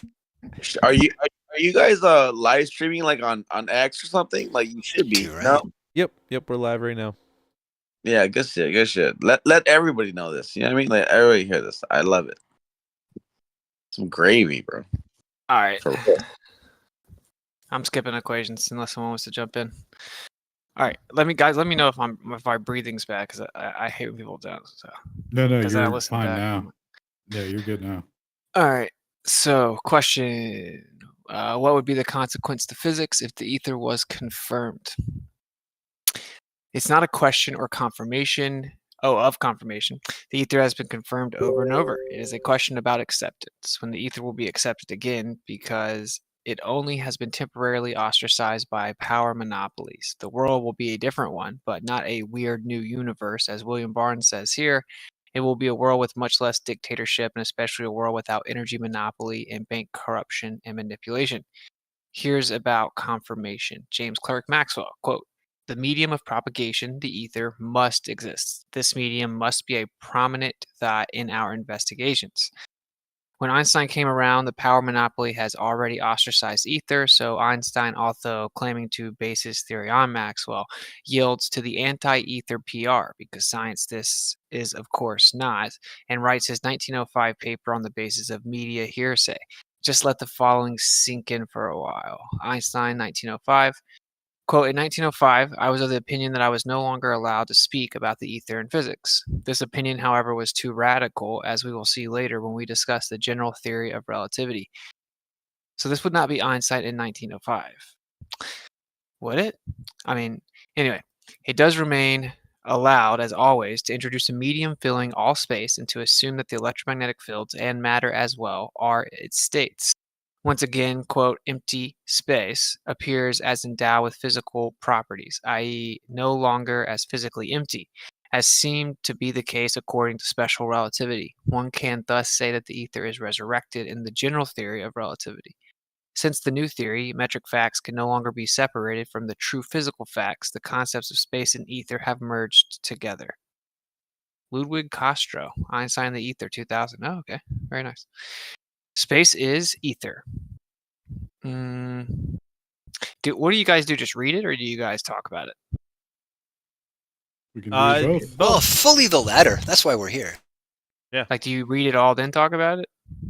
Oh, no, right on the fly. Anything comes to mind. Nice. Okay, yeah. So it's when it space should isn't happen, yeah. ether. I mean, space is counter space is what we call ether, right? And this is my opinion. Precisely. And when it says like space, like ether fills space, I don't think that's true. Again, because it's counter space, right? So it doesn't permeate through what we call space. It's like the polarization of what we call Cartesian space, in my opinion, right? So I don't know. Okay, maybe I'm getting ahead of myself though. Space is ether. Specifically, space is the magnetic part of ether polarization, the other being dielectricity representing counter space. Interesting. As special relativity is a theory that is not representing our world, it is based on the assumption of absence of gravity. General relativity, which wants to talk about our world, obviously needs to reintroduce ether, which could be done without in a theory detached from physical reality. Okay. Einstein, 1920. According to the general theory of relativity, space without ether is unthinkable, for in such space there would not only be no propagation of light, but also no possibility of existence for standards of space and time measuring rods and clocks, nor therefore any space-time intervals in the physical sense. And that's ether in the theory of relativity. 1920. It's funny, he points out specifically the propagation of light. Right. No technology operates on the basis of the negation of ether. The entire field of electrical engineering is nothing but the engineering of ether polarization. That people are unaware of that is just because schools are manipulated into teaching an etherless world. Oliver Heaviside and Charles Produce Steinmetz could be household names, but they aren't. Why? They are all of the fathers. They are, after all, the fathers of electrical engineering, and thus the fathers of our electrified civilization. They are kept in obscurity because they teach ether physics, and a broad awareness of the potential of the ether is the greatest threat to power monopolies who thrive on the control that is the scarcity of energy. Tesla hits this nail on the head when he points out the infinite energy reservoir that the ether represents. Tesla, quote, "Nature has stored up in the universe infinite energy. The eternal recipient and transmitter of this infinite energy is the ether. The recognition of the existence of ether and of the functions it performs is one of the most important results of scientific research." Of course, even modern physics and cosmology cannot do without the ether. It's just that they have to bend backwards in order to avoid any association with the concept of ether. It is hilarious to watch the garbled word creation stemming from this attitude. Quantum foam, vacuum energy, and whatnot. Totally nonsensical notions, whereas ether is an engineerable and verified physical reality. All ancient cosmologies and mythologies are applied ether physics. We just don't understand that anymore because math has taken over the field of science. In ancient times, science was done in spoken language, which you could relate to and transmit to the ordinary people.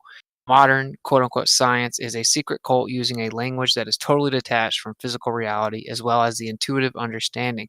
Would physicists and mathematicians be forced to express their findings in spoken language, anyone would immediately recognize the scam that is perpetrated. That's pretty fire. That is such a great point. For instance, the term quote unquote speed of light, expressed mathematically as a factor of permittivity and permeability, is C equals 1 over the square root of something. I think that's the electric constant and the magnetic constant. Oh, okay, yeah. Mu and epsilon. Yeah. Moo, like the Pokemon. When you put that in words, it reads, quote, speed of light is per square root of inductivity, which anyone would immediately recognize as garble.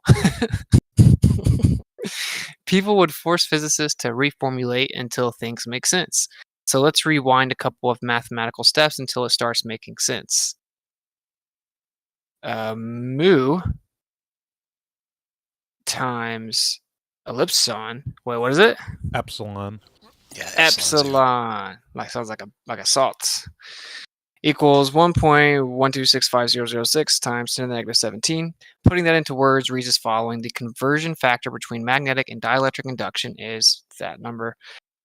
That makes sense. The concept of speed of light doesn't. Light is an induction process of a medium, not a projection through a medium. Bro, this guy's fire. Yeah. Einstein's field equation, which is worshipped as the God equation because of its mathematical appearance, also reads like a mantra from a Kabbalistic session when put into words. Who wants it? No This one? is why they believe what they I believe. got you, by the way. dog. So R going sub from mu v minus 1/2 r g sub mu v plus, what is that, delta g sub mu That's v? Lambda. That's lambda. Thank you. Lambda g sub mu v equals 8 pi g over c to the 4th t mu v. Thank you, sir. This particular rendering came with the subtext, quote, it is beautiful, therefore it exists. That in itself is Kabbalistic, and where is the beauty? Number 8, for instance, looks awkward and contrived to be in principled equation, and when we pronounce in words what it says, quote, the effect is the cause of its cause, and the cause is the effect of its effect. All the beauty is gone. Dude, this is such a profound point. Like, make them read what their equations say in actual words, like make them say it in words. Tangibles, yeah. Yeah, that's pretty profound. Also, it doesn't take a PhD in philosophy to realize that this is logical insanity. Apart from the fact that Big G has no business to be here where there is only one mass, Big G comes from a Newtonian universe where there are a minimum of 2 masses, whereas this is an Einsteinian universe where there can only be 1 mass. We've seen already that Einstein was no stranger to talking about universes which aren't ours, something he shares with string theorists who mathematically fantasize about 10 to the 500th universes, one of which resembles ours. That's how detached mathematicians can get from reality. The totally unfounded and irrational abolishment of the ether has an interesting parallel with the total negation of anything culturally advanced associated with the Slavic people. This begins with death threats against a scholar who found out that Etruscan, butchered that, is very much readable the moment you understand it's a Slavic language. The Etruscans call themselves Razina, which is a well-known Slavic tribe, and their god Asir, which is also well-established Slavic. All our writing systems stem from the ancient Slavic runic system called Karuna, something that is, of course, completely off the record and forbidden knowledge. But once you study it, you realize these people understood everything about ether physics. When we look at their script arranged in a 9x16 matrix, we might as well look at a code system for a nuclear power plant. So technical does it come across.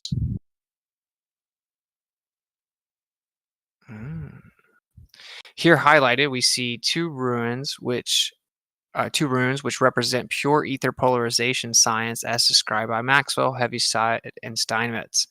The one with the oval to the right of the middle line reads Yuga, with the meaning where time is. We know this from the Vedic Kali Yuga, for instance, where it represents a certain span of time. And the other, with the oval left of the middle line, reads Sva and means where time is not. Oh, dude, where time is not. Dude, that is wild. That is graphically deep. Dude, how crazy is that, bro? Wow. Where are we at here? Yeah. Representing counter space, which has no Cartesian location, no extension, and no duration.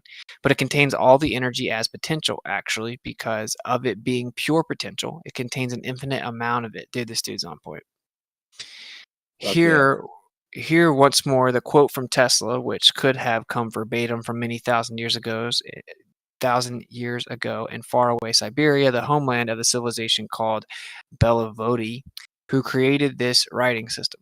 Tesla, quote, "Nature has stored up in the universe infinite energy."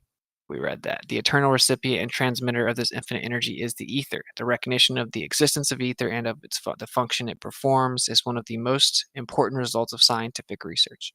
Once people realize that they are ether beings with infinite potential, repressive governments would lose their power as well as their meaning. Quote, "In this world, we would have no place anymore," says the general in the Celestian prophecies, and that would be the consequence if the ether were accepted, confirmed it has been for thousands of years. P.S. Here are more of Tesla's thoughts on Einstein's and his violation of basic accepted principles. Quote, "Supposing that the bodies act upon the surrounding space, causing curving of the same, it appears to my simple mind that the curved spaces must react on the bodies and producing the opposite effects, straightening out the curves. Since action and reaction are coexistent, it follows that the supposed curvature of space is entirely impossible. But even if it existed, it would not explain the motions of the bodies as observed. Only the existence of a field of force can account for the motions of the bodies as observed, and its assumption dispenses with space curvature." Hubble, 1937, came to the same conclusion following his observation, quote, "If the recession factor is dropped, if redshifts are not primarily velocity shifts, the picture is simple and plausible. There is no evidence of expansion and no restriction of the time scale, no trace of spatial curvature, and no limitation of spatial dimensions. Moreover, there is no problem of internebular matter." 1937. Dark matter. That is cosmological Hakuna Matata right there. And I guess these are the replies, eh? Yeah. Yeah, what do you guys think? Fantastic. Thanks for reading. Yeah. You're right. Like, he makes a lot of profound points. That's hilarious. Apparently you are the one that found him and showed him a new perspective, and then new perspective. Oh, no. New perspective heard me say counter space, found him, and then came and told me about him. Oh, gotcha. And then I read him by proxy, meaning like he would come send me those big screenshot things, and I would try to set some time aside to read them. Yeah. It's He's crazy. He's another one on of those. point with a lot. Go ahead. We're saying he's on point with a lot of things. Yeah, it's crazy. He's another one of those sources where it's like, oh, look at another person that's doing their own independent research and coming to similar conclusions about tons of things as we are, like within his own independent research. It's pretty crazy to see. Pretty cool to see. No, exactly. I would actually like to talk to him about what we disagree on, because that's what you're supposed to do, you know. For sure. I'm not sure what it is, but I did see a part up here, right? He says, space is ether. Specifically, space is the magnetic part of ether polarization. Okay, so I don't disagree with that. So what he's saying, because obviously space and counter space are both ether. And so when we say space is counter space, what we really mean is it's like its inertial state, right? Because like, okay, by space, he means like the realm in which we have dimensionality, like Cartesian coordinates, right? Like this, perceivable physical world that we call 3D, right? Because that's like dimensions, Cartesian. You could be like X, Y, Z here, right? And so you can say like this realm inside of that, you can call that concept space or whatever, right? But space itself is not actually a thing, it's seemingly emptiness. So that's where it does kind of begin to like warp your mind in a way, right? Because it's like, yeah, it's kind of crazy to think about. It's like, I see the word space as defining dimension and not substance, as terminology goes. yeah, exactly. make But then like sense? try to focus on the idea of, okay, so it's like you have counter space, and I would say that's like the inertial state, like the pure potential initial inertial state, the pure potential inertial state. And then like you kind of have it knocked out of that inertial state, and then you get what we have. So basically we would still be surrounded by counter space in that understanding. That's what I'm saying. That's the part that's like mind bending to me. Does that make sense? It's like the counter space would still be here. It would be like overlapped with this place, right? Like there would be no actual space. Yeah. Space would like be a the coexistence. physicality. It's a coexistence between the physical and the non-physical in the same physical space. Exactly. Yeah. It's like literally like a quarter with two sides to it. So Well, I it's don't necessarily interesting. disagree with this. There he says he says a polarization even, so that's super interesting. That's the part that's crazy. But that's where I was saying the other day in here, I think, where I was saying like I think the creator kind of made this place so fractal that everything's right there. And so like the magnetic field, which I would agree with Ken Willer, right? Like that's the only field of force. It's like you have the magnetic field, so you have the spatial extension. But then you have the hyperboloid, right? Like you have the conjugate expression, like that counter space, basically, or like that black hole portion. And so that would be like a miniaturized representation of the quote unquote universe, right? You have the magnetic field being this physical realm, then you have the ether in its initial state being the hyperboloid. Not literally in terms of shape, maybe, actually, I don't know, but like in terms of one has spatial extension, one doesn't, one's Cartesian, one is not. You know what I'm saying? I do. I definitely do. And it's funny because I've been talking about this for a year and a half now, but I feel like we've like just been starting to really dig into this particular aspect of it, of the counter spatial aspect and what that really like means in a tangible, or well, never truly tangible, but in a meaningful way being attached to reality, you know? Isn't it kind of crazy to think that we're shown like a little mini version of the orthographic like macro scale with a magnetic field, and that like the center of the magnetic field we see, there's just a big version of that in near the North Pole. And then even though you have the magnetic field and it extends out spatially, like the counter space or like the hyperboloid, it converges into the center, but it's not just in the center. Right? Like the dielectric portion it's converging into the center, which means that all outside that field, you have both sides of the coin. Imagine that being like the meta of where we are, like the macro of what we exist in. It's kind of wild. But I asked this though, with it, like, is there a way to like quantize that? Because technically in the scriptures, like he states, like you cannot know these measurements. So where do we find ourselves? Oh, the earth. Yeah, exactly. So where do we find ourselves trying to, quantize these measurements if we're not able to, according to scriptures, know the true heights and the depths and the lengths? Like where do we stand on that? You know what I mean? Well, I don't even consider that a goal of mine to know the dimensions of. Right. I think that's not even feasible. I mean, that comes to like you literally have to take yourself into like la la land of like just assuming and having this presumptuous position to like you can. So like, I'm curious what you guys think, and happened there? I don't know, but I'm curious what you guys think, and I'll fall back here. But like, I'm pretty adamantly opposed to the idea that ether permeates space. Like, I just don't think that's what's happening. I don't even think light permeates the ether. Like, I think that light is the ether. So I don't know if you guys agree or disagree. So in a sense, like, we use classical wave mechanics as if there's a medium with something external to that propagating through it. And that's certainly how it kind of presents itself to us. We're able to mathematically describe it, right? It makes a lot of sense. It works. But I don't think the light permeates the ether. And I don't think the ether permeates all of space. I think it is that, right? I think that, like, the matter is the ether, energy is the ether, light is the ether. I don't know what you guys think about that.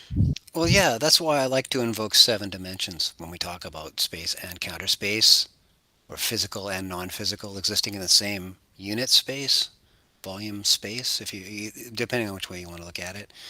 That the ether itself to me represents an inverted polar unlimited voltage potential, not necessarily a power potential. It's a question of, polar whack-a-mole that we're playing with there. But no, that's why, like I said, I encourage people to think of it in terms of 7 dimensions, where you're literally moving from dimensions 1, 2, and 3 to 5, 6, and 7, leaving 4 as the time constant in the middle between them, kind of like the fence, graphically, if you want to think of it that way. But yeah, there is correlation in the same space, and that's how you see light propagation as one physically perturbing the other, causing an inductive effect in the same space. Yeah, I totally agree. Perturbation causes an induction, so like, it's a rate of induction. Word. All right, Hey, Toby, somebody you said should you're read back the outer space one I just posted, since that's right on topic. I think we've read that one too, actually. Have you guys also read What is the process of building a theory of everything? No, we have not read that. No, not that, man. Let's read it if you guys are down. Oh, before you commence, can Go I for it. ask, this counter space is mentioned here. What is the origin of that term? I mean, those words. Is it Ken Wheeler or is it someone else? I don't think so. A good question. I think Eric Dollard is a proponent of that term. That's a name I haven't heard in a while. Yeah, I've heard Eric use that term repeatedly. He enjoys the concept of counter space, and I agree with his use of it, actually. It's kind of what I've been talking about here a little bit. Okay, what I'll do is I'll search Eric Dollard's works to see if I can find where he uses it. Thank you. Sure, Eric. Look for his more recent presentations, and by recent I mean in the last 15 years, as opposed to, the 90s. Yeah, I mean, I will say the first time I heard the term was Ken Wheeler. I just don't remember him ever saying specifically that he came up with it or anything, but I don't know. I don't know. Eric Dollard, him and Eric Dollard agree on a lot, but they don't agree on everything.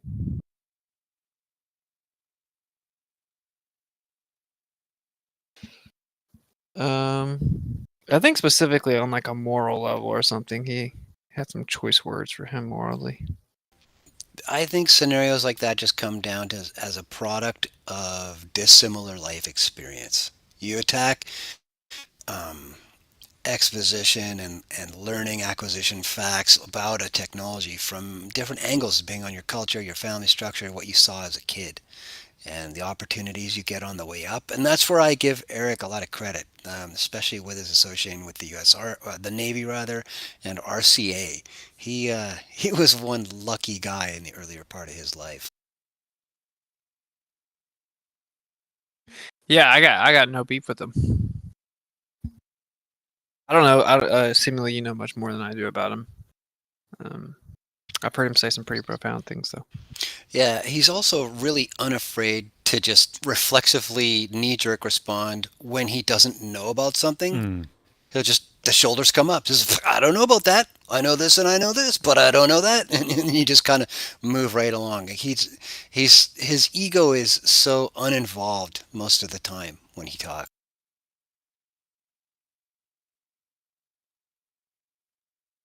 Yeah, very cool. I think I've heard him have some very interesting takes on like the sun and moon.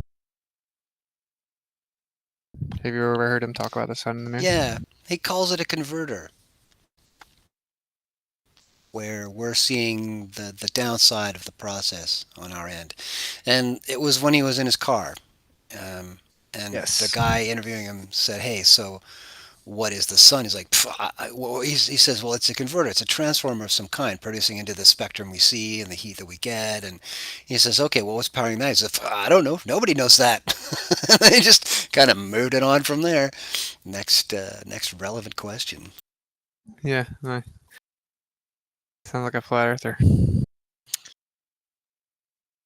Yeah, that would be a very interesting conversation with Eric, I'm sure. Yeah. Does someone else want to read this? Read that one you're talking about if you want. Go ahead and read that one. About the unified theory. I will read it if everyone is cool with it. Yeah, if you're down, go for it. Sure. It's very interesting experience reading out loud. Because we do it a lot around here. It is a little awkward at times. Well, it's like I just don't want to start reading really fast. Oh, you're good. However you're comfortable, honestly. Go for it. Well, I want to like put some inflection so it's digestible. For not just you guys, like for me as well, right? But anyway, I have a thing where I'll start reading the second sentence while my mouth is reading the first one. Does that make sense? Yes. All right. Yes. Yeah. I have that problem sometimes. Or the inverse. So, what is the process of building a theory of everything? What are the current obstacles preventing us from doing so? If you want to have a theory of everything, you have to start with it, not run into different cul-de-sacs pointing in different opposite directions, i.e. relativity theory and quantum theory, and then lament that they never converge into one glorious alley towards truth. Relativity and quantum theory will forever remain incompatible and never lead to an understanding of the universe simply because they are founded on incompatible premises, which both are not representative of physical reality.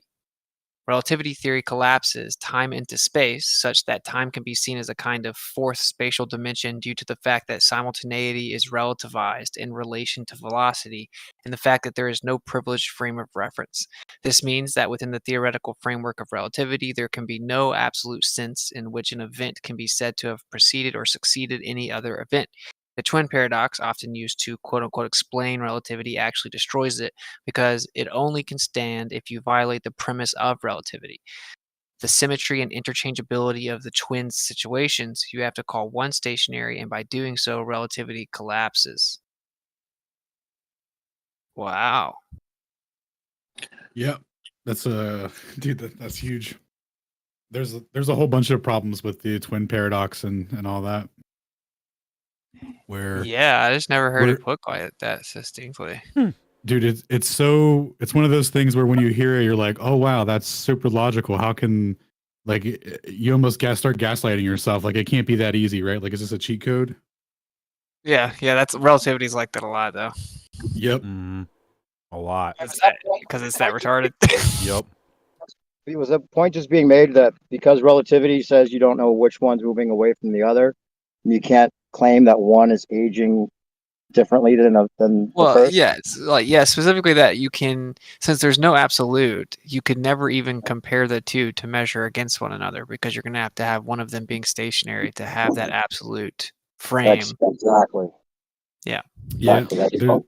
He also made a point on one of these that there's never been a true test of time dilation because it's always in the one-way respect because relativity would require both frames to be equally valid. So the stationary clock would somehow have to desync, proportional to the clock that was, moving.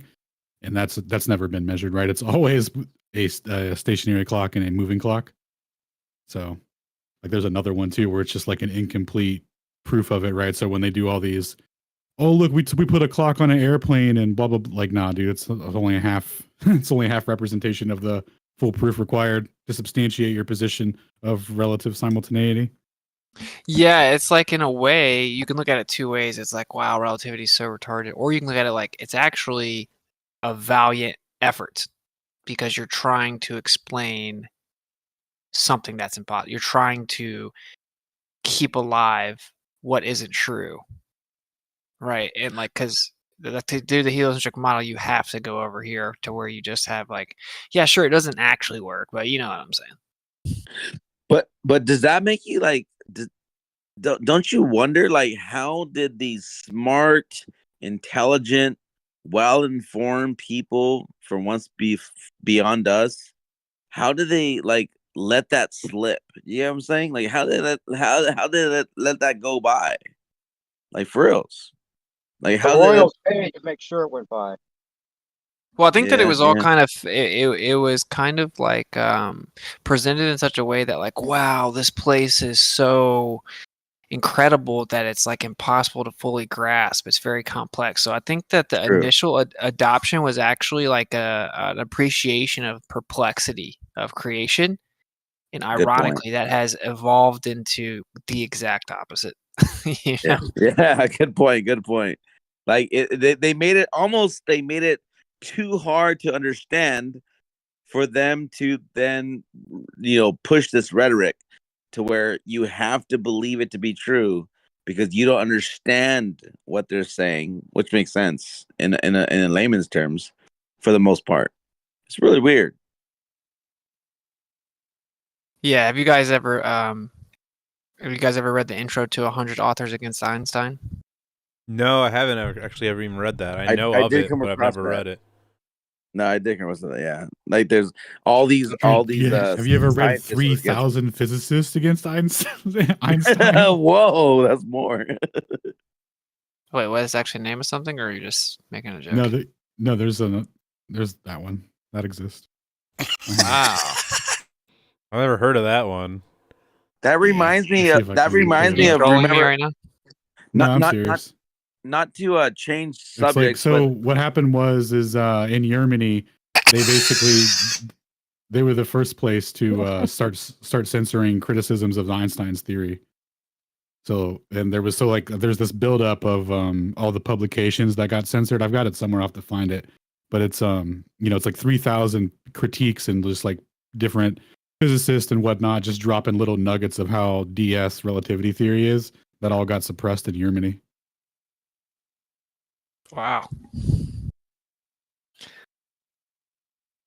Yeah, man. If I would love to check that out.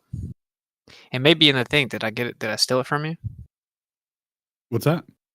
Oh yeah, There's yeah, an act. yeah. When I find it, it'll be in there. It's somewhere in there. I just gotta find the name of it. Okay, cool. Nice.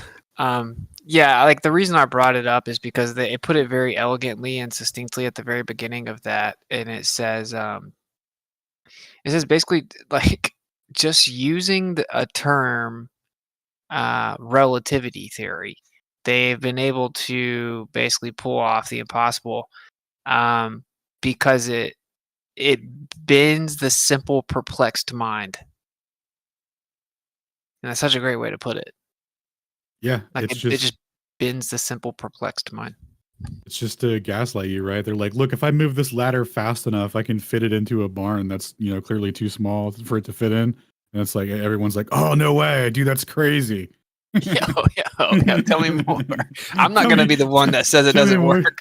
Tell me more about that. It's like, yeah, dude. And if the ladder is moving in a straight line, you also can't even measure its velocity. And they're like, what? No way. And then, yeah.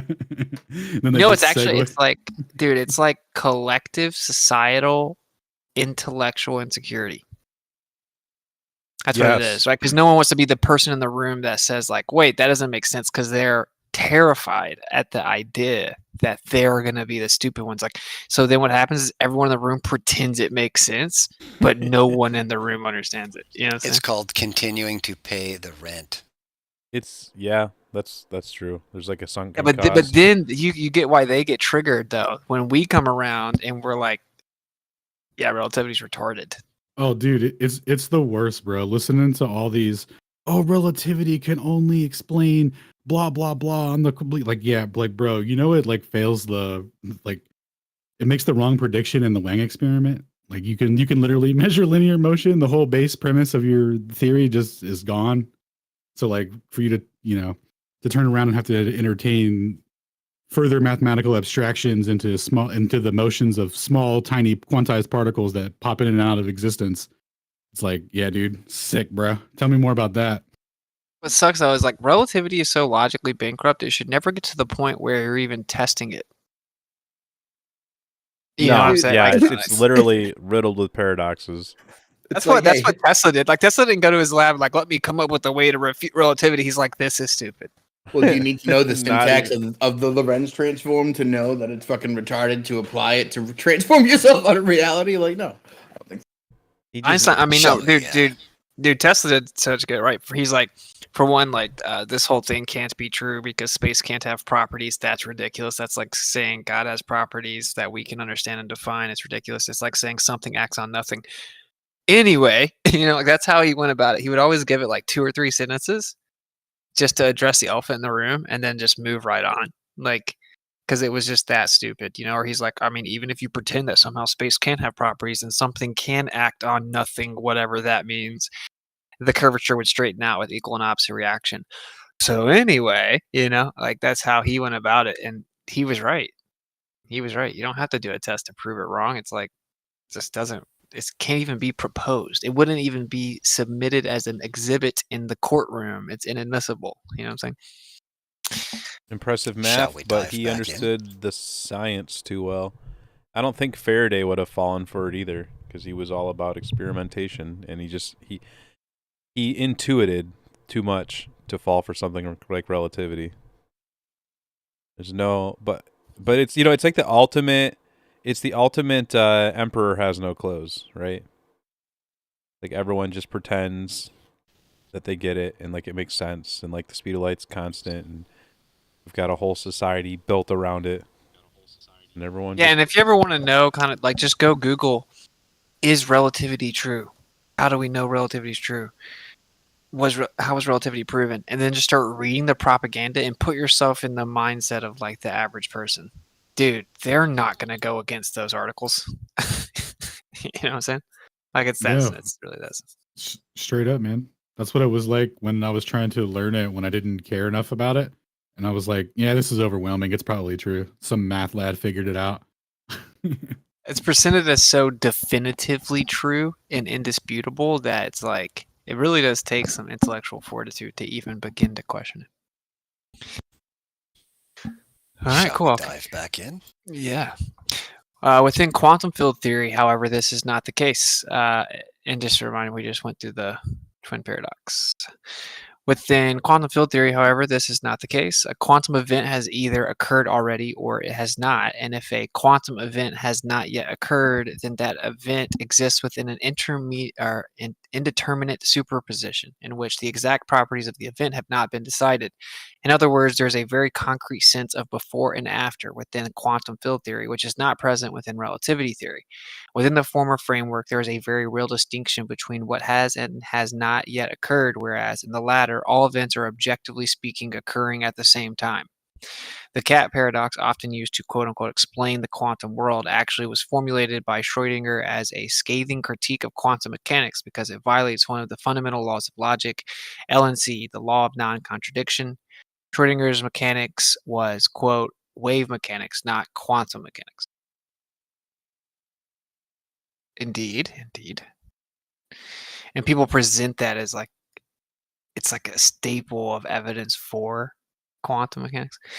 The contradictions within these theories, as well as between these two fundamental theories, are substantial and far too serious to be simply ignored. A discrepancy of 10 to the 120th power, i.e., the most embarrassing problem in all of physics, quote unquote, and quote, the worst theoretical prediction in all of history, that is Michio Kaku, of course, except ignoring is kind of exactly what happened. Lacking any clear resolution to these contradictions, physicists mostly just swept this problem under the carpet and carried on with business as usual. Quantum field theorists continued doing quantum field theory and would go on to begin the extremely expensive as well as extremely lucrative search for the various subatomic entities predicted by quantum theory.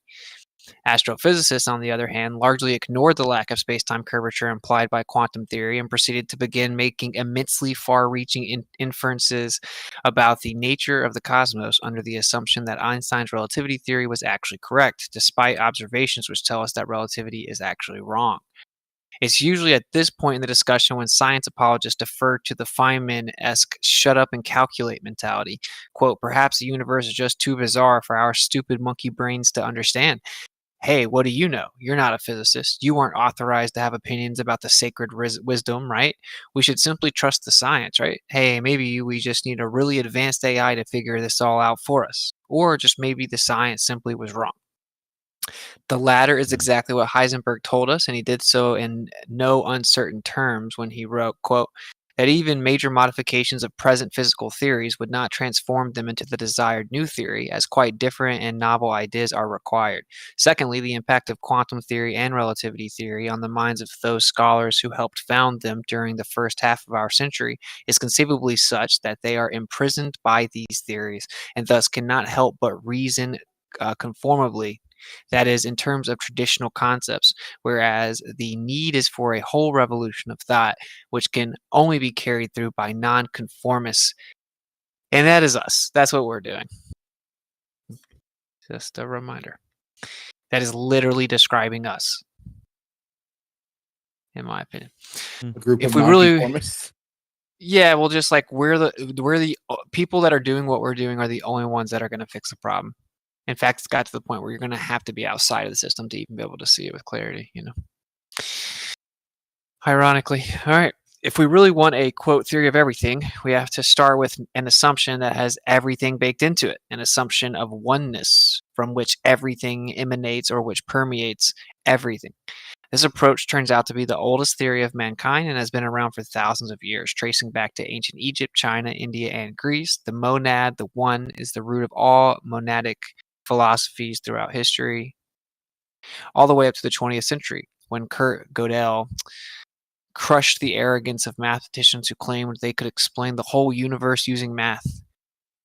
Bertrand Russell had published the first volumes in his ambitious Principia Mathematica project to prove step by step that mathematics was a complete and absolute consistent system of knowledge. At the same time, Ludwig Wittgenstein was attempting to prove mathematics was based on a perfect system of logical arguments. German mathematician David Hilbert was grounding math in fixed axioms that would produce a unifying theory of everything. He was so sure of his results that he announced at a math conference in Göttingen that for mathematicians there were no unsolvable problems and all of nature could be explained completely using math. At the end of his speech, he shouted triumphantly something in German. We must now, which translates to, we must now know everything and we will know everything. Or we must know everything and we will know everything. He became famous for that passionate outburst, which became the new credo of mathematicians everywhere. But sitting in the audience that day was Kurt Gödel, who a year later would publish a proof that in a single stroke destroyed all the pompous assumptions of Hilbert, Russell, Wittgenstein, and scores of other mathematicians around the world. Gödel showed that mathematics is a partial and forever incomplete system that will never be able to discover all the truths in the universe. For mathematicians, this was like calling the queen of the sciences a whore. His proof shows that any axiomatic logical system, such as arithmetic, cannot be both consistent and complete because there will always be statements that are true but not provable with any formal theory. You guys, let me know if I go too fast. I'm trying to not go fast. No, it's great. Protests against Gödel's ideas came from around the world. There were reports of mathematicians committing suicide when they read this proof, and untold scores of math students dropped out or changed their majors. Cambridge mathematician Alan Turing invented a machine that used only yes or no decisions to eliminate the gray areas in Gödel's proof and sort out exactly what problems could be processed mathematically. Turing's machine became the very first electronic computer, but it did nothing to soothe mathematicians' souls, for it was soon proven that any algorithmic machine or computer is also inconsistent and incomplete. Bertrand Russell abandoned his Principia project. Wittgenstein first mercilessly attacked Gödel, but later admitted that math was essentially a game that, quote, no mathematical statements were true in any real sense. David Hilbert retired and worked to find applications where his theories could be applied. His famous credo died with him and is now engraved on his gravestone. In his final years, Gödel, I don't know if that's how you say it, was working on a corollary to his theorem which expanded on the fact, quote, that the ultimate complete truth about our universe can only be found outside the circle of our universe, which means in metaphysics. He believed it could be proven that there was one mind behind all the various appearances and activities of the world, and that this one mind exists independently of its individual properties projected into the world. He also stated that mind is not just not localized in the brains of people, but exists everywhere at once. This is when thousands of years of monadic philosophy comes full circle, giving us all we need to start over and create a modern, quote, theory of everything, under the condition that we accept that it will not be a theory embedded in necessarily incomplete physics, but a theory embedded in complete metaphysics. Tesla said the same thing. We need to allow ourselves to learn from Akhenaten, 14th century BCE, who proclaimed Aten the single source of light and mind in the universe and the, quote, giver of all life. The androgynous Aten exists beyond duality in a state of unchanging oneness. Unlike other gods, the Aten has no human traits or weaknesses. It has no attributes, no spatial extension or temporal duration. It simply exists in the monistic light of pure awareness, and by that existence causes all else to exist. That was a lot. We should learn from the Tao Te Ching that the monad, the Aten, the Tao, should not be worshipped, but rather sensed in the feeling of being alive as the, quote, field of awareness underlying the natural order of things. From David Bohm's Implicit Order. Practically no philosopher of consequence throughout history missed or ignored the monadic principle of the universe. Hermes Trismegistus described the monad as an intelligent sphere whose center is everywhere and whose circumference is nowhere. Incommensurability of counter space. Valentinus described the monad as the source of the pleroma, the spiritual cornucopia of infinite fullness from which the universe sprung forth, all-encompassing potential of ultimate rest. Plotinus described the monad as an indivisible whole without attributes that can't be any existing thing and is beyond human ability to conceive of it. Well, we got all kinds of stuff here. Lamblicus maintains that the ineffable monad is, quote, outside time and space, but is the source of the soul, eternal reason, the logos that creates the universe. He described the monad as the realm of original thought, while the dyad is the domain of objects and the results of thought. Al-Kindi, Al-Farabi equated the monad with Aristotle's idea of the first cause. They taught that the first cause is in a state of eternal self-contemplation, which creates a self-reflect, or which creates a reflection in a new level of emanation of intellect. Ibn Sina, known as Avicenna, believed that monad was a logically necessary entity that cannot not exist at the head of creation. In Senna's model, the infinite mind of the monad interacts with the human brain to create intellect and self-awareness in individuals. Hey, I gotta go help with the Leah real fast. There's all kinds of quotes here. Sorry. I gotta go help with her real quick. All right, be right back. Cool, no problem. We can chill for a minute. And someone just continue? Somebody could continue. Someone has to stream. Yeah, but Send then it, Gene. if when we need to scroll down, we either someone else start the stream. Yeah. Oh, is he streaming? Okay. Yeah. Yeah. I'd have to go find this question and answer. That's logistically tough. So we can just chill for a minute. Hey, yo, what are you guys reading from? Brenner Comp Night? Yeah, I think I've told you about him, Issa. The guy I did all those comps for. For sure, you have heard about him via Dave by now at least 6 or 7 times. I probably sent some of them to you. I don't know. Yeah, I found this guy. I was listening to Whitson talk one time about ether, and he mentioned counter space, so I looked it up, and I stumbled upon this guy on Quora. It's been flat smacking people on there since 2016. I've never heard anyone else bring him up, and he's a scholar and amazing writer and thinker. And so I started taking screenshots of my phone and sending them to my email, and then making these comps up that are like 1-page reads that you can see the whole answer. He was also really honest about all the pandemic shit, calling out the virus and the pseudoscience of that. So I figured he was going to get taken down even from Quora probably anytime soon. So I started like scrambling to get all the information from him I could. And then these guys picked up on it after they ran into some of the same things from talking to the geocentrist that they had talked with Bennett. And he was saying some of the same things about kinematics and dynamics. And that's one of the things that Michael Brenner harps on a lot. There's a big difference. That's like the key to a lot of it, is that they want to just describe things mathematically. Just kinematics. Yes, fireworks. Word, thank you.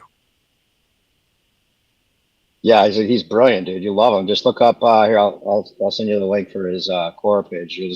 You'll probably get lost for days knowing you. Finally, somebody telling the truth that's got like a real scholarly approach to it. That's, I don't know, it's hard to find information on him outside of Quora. I don't know if his name's actually Michael Brenner or not, but can't find anything on him. Other Michael Brenners that people are confused with him. But it's good. I've actually been emailing with him, so he might come on and talk to us at some point. Hey, have you read Frank America's book on Flat Earth? No, I'd like to though. That guy's great. That's Dude, yeah, no. You should check. I forget the name of the book. He's written a couple books actually, and but he's pretty slick with it. Yeah, he used to go by Spiritual North, right? Yep, he did that song. We don't see no curvature. Yep. I've sent that to everybody in here. Alan wouldn't open the link, or he didn't want to listen to it. I always recommend that. Oh yeah, good man, good. I love that song. I love that song. It's in my too. top. Yeah. That was like, a lot of these. it was such a cool. Yeah, they were like, movie, I'm nostalgic about your music. Actually, I mentioned you on fucking Flat Earth Fridays last night. I was like, shout out to Isa Mahalski. If nobody knows who he is, go to his channel. I spelled your name. Thanks, go to man. YouTube. Check out his playlist. It's nostalgic for me because he was doing great music when I first figured this out. And yeah, so you got to get up in there and show your face maybe at some point, or not show your face, but just talk on there, Send an invite sometime. Sorry. But yeah, I love Frank America, man. But even his books. I tell you what, I'd love to see like just like we're reading this guy. If like we don't pull up his book, you know what? Fuck it. Let me see if I can find it real quick. Let me see. Is there a PDF version? I don't know. I know he sells the book. I'm sure he would send me something if I asked him, but I'll see what he says. Yeah, cool guy. He's actually he started doing stand-up comedy as Frank America, like Flat Earth stand-up comedy. And I can't say that it was like the best of what he's put out, but hey, someone's got to start with that.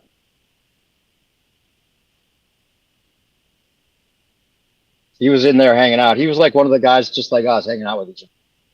So I would listen to him and Issa talk, and all the old school people, Snack to the Future, and yeah, a lot of these guys that before I started talking on here.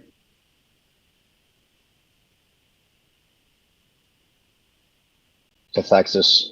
Nobody knows who Cathexis is. Everybody's got to get up on that. Who? Cathexis. He was like the Whitsit of Flat Earth back in the day. What? That's a great way to Yeah, put that. But he was like, yeah, that's hilarious. Yeah, dude, Cathexis, and I remember, between the comments, she was so cool. It was like Cathexis and Gem.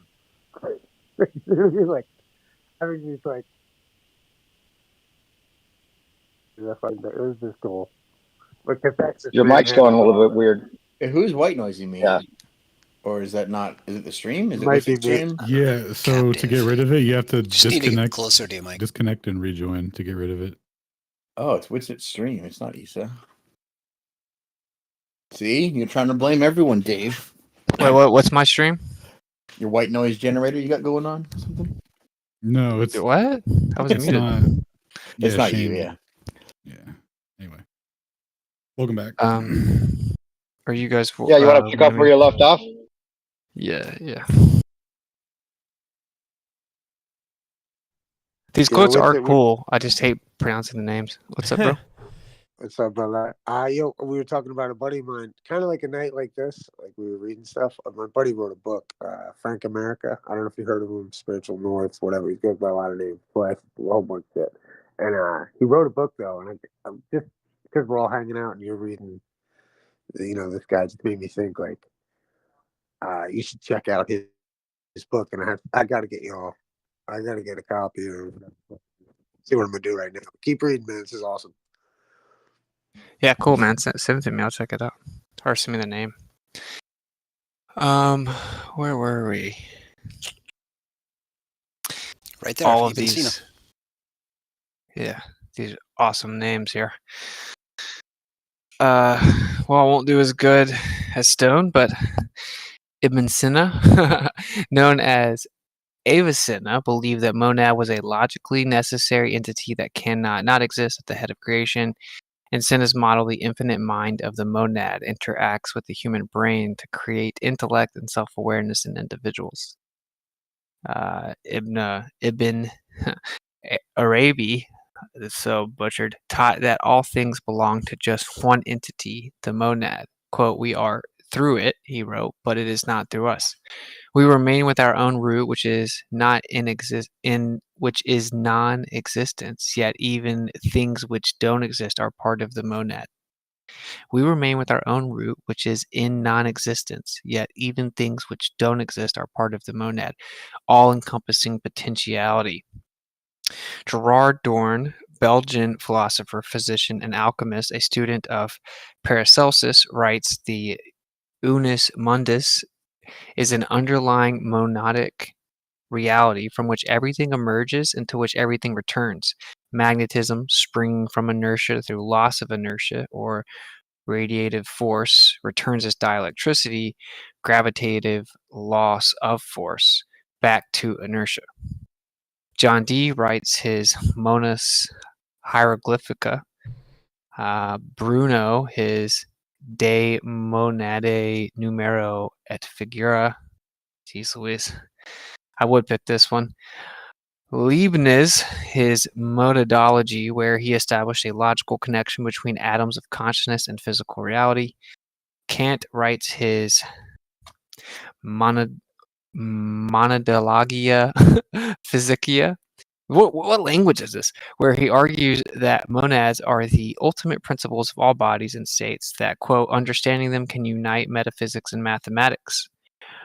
Bertrand Russell, expanded on Kant's ideas in a new viewpoint, now known as Russellian monism, in which a single source or set of properties underlies both consciousness and the physical universe. Russell wanted to create a new physics by focusing on precisely what classical physicists were trained to ignore, the underlying cause or source of physical reality.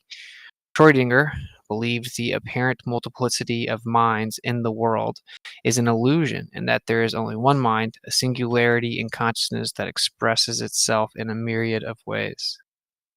Quote, "The total number of minds in the universe is one," he said, "and consciousness is a singularity phasing within all beings." Bernard Hasch, a renowned German-born American astrophysicist, claims modern science and traditional spiritual traditions are describing the same fundamental single reality. It would appear that is the case.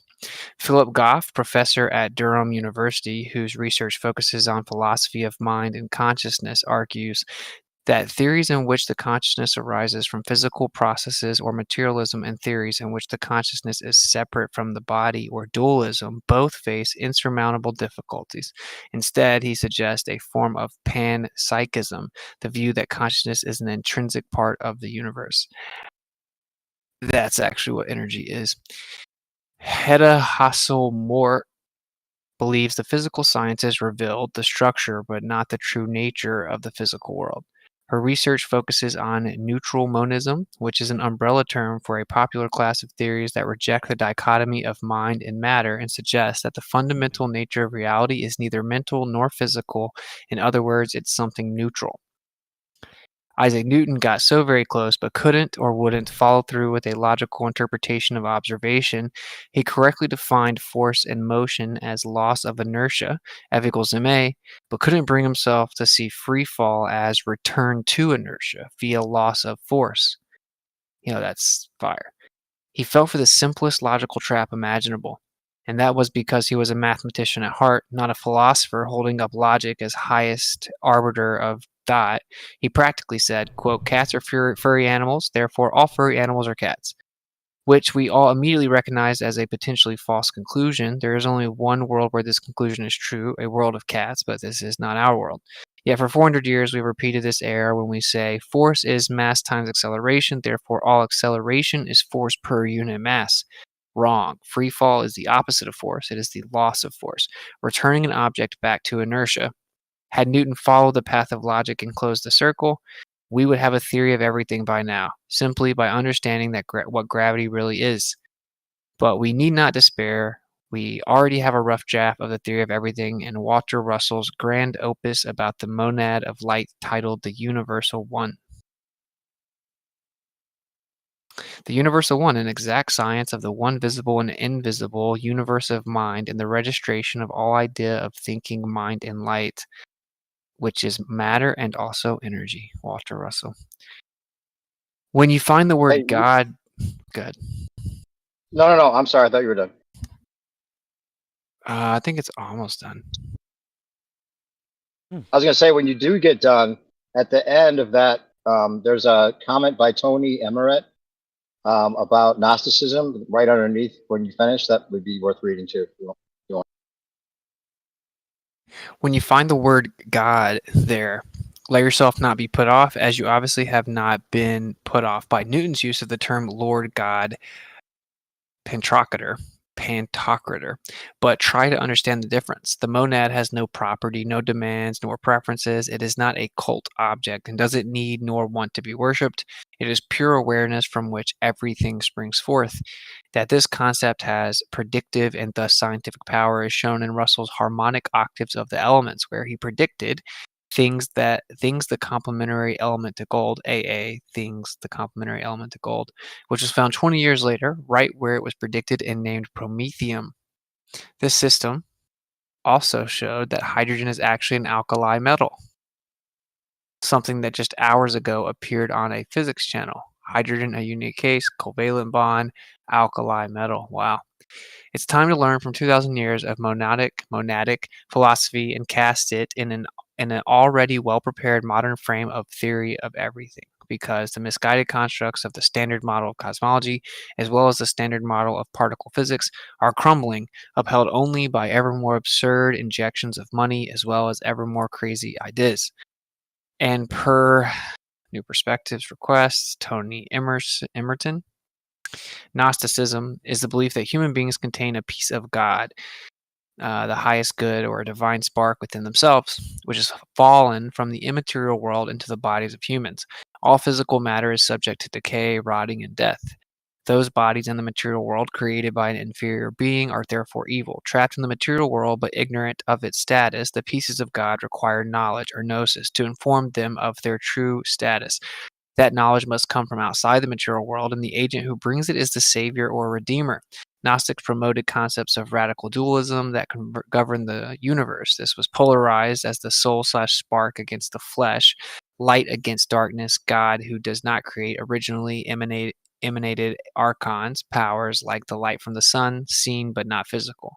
One of the archons, Sophia, or wisdom, in a moment of weakness produced the demiurge, who then created a physical universe, including humans, and philosophical thought, logos, or word, was the principle of rationality that connected the highest good, God, to the material world. All right. I guess it's not totally related to the whole concept that we was what's talking that? about. But, One of the direct refutations to the Gnostic idea that matter is evil is Genesis, and basically, when God created everything, he said it is good when he created it. And so, like, matter being inherently evil is a non-Christian doctrine, basically a heresy. Oh yeah, just to clarify, I'm just reading. You know. Yeah. No. Yeah, I understand, but I'm just like giving you the in the beginning when he creates each thing, he says this is good, right? Whereas the Gnostics went directly against that and said that the material world is evil. Basically, matter is a trap. Hey, I have one queued up to read, and I'm trying to go into my hotel room, but I'm sitting in the car. I'm going to read this if you don't mind, for something that a good follow up to that one, which I put the link in the chat if you want to bring it up. But I'm going to read it off the Brenner Quora page. Sure, It's yeah, called I can pull it up on my stream. Yeah. All right. Can scientific facts become false due to new discoveries after they have been accepted as truth? Let me know when you have it up. I can't find it. It might be up a little ways. Oh, I found it. I found it. 34 after the hour. Cool, go for it. All right, so the question is, can scientific facts become false due to new discoveries after they have been accepted as truth? Starts off with a quote by Lee Smolin. The tendency of a group of human beings to quote quickly come to believe something that its individual members will later see as obviously false is truly amazing. And this group of human beings Smolin refers to is the scientific community, where individual members clearly can see the obvious falsehoods buried in what is generally sold as scientific facts.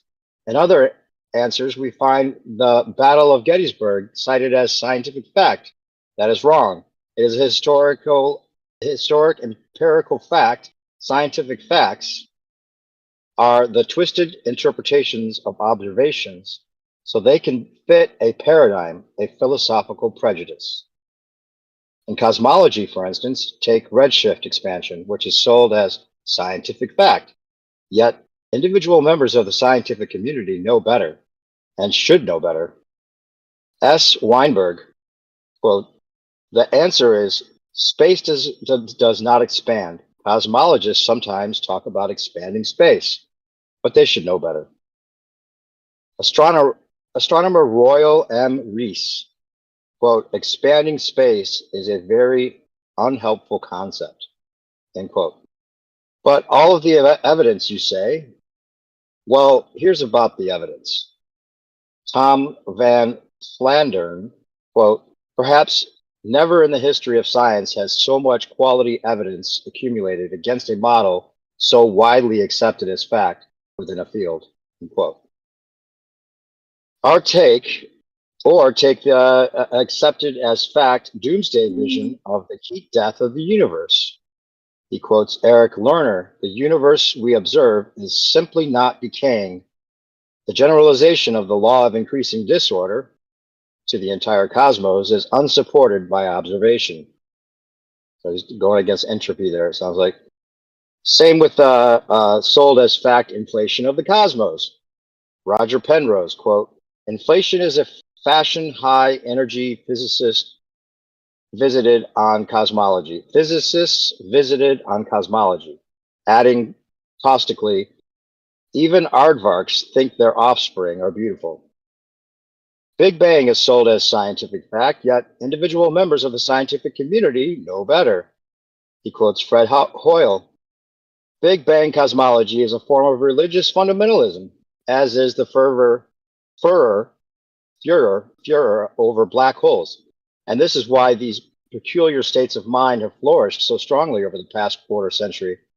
It is in the nature of fundamentalism that it should contain a powerful streak of irrationality, and that it should not relate in a verifiable practical way to the everyday world.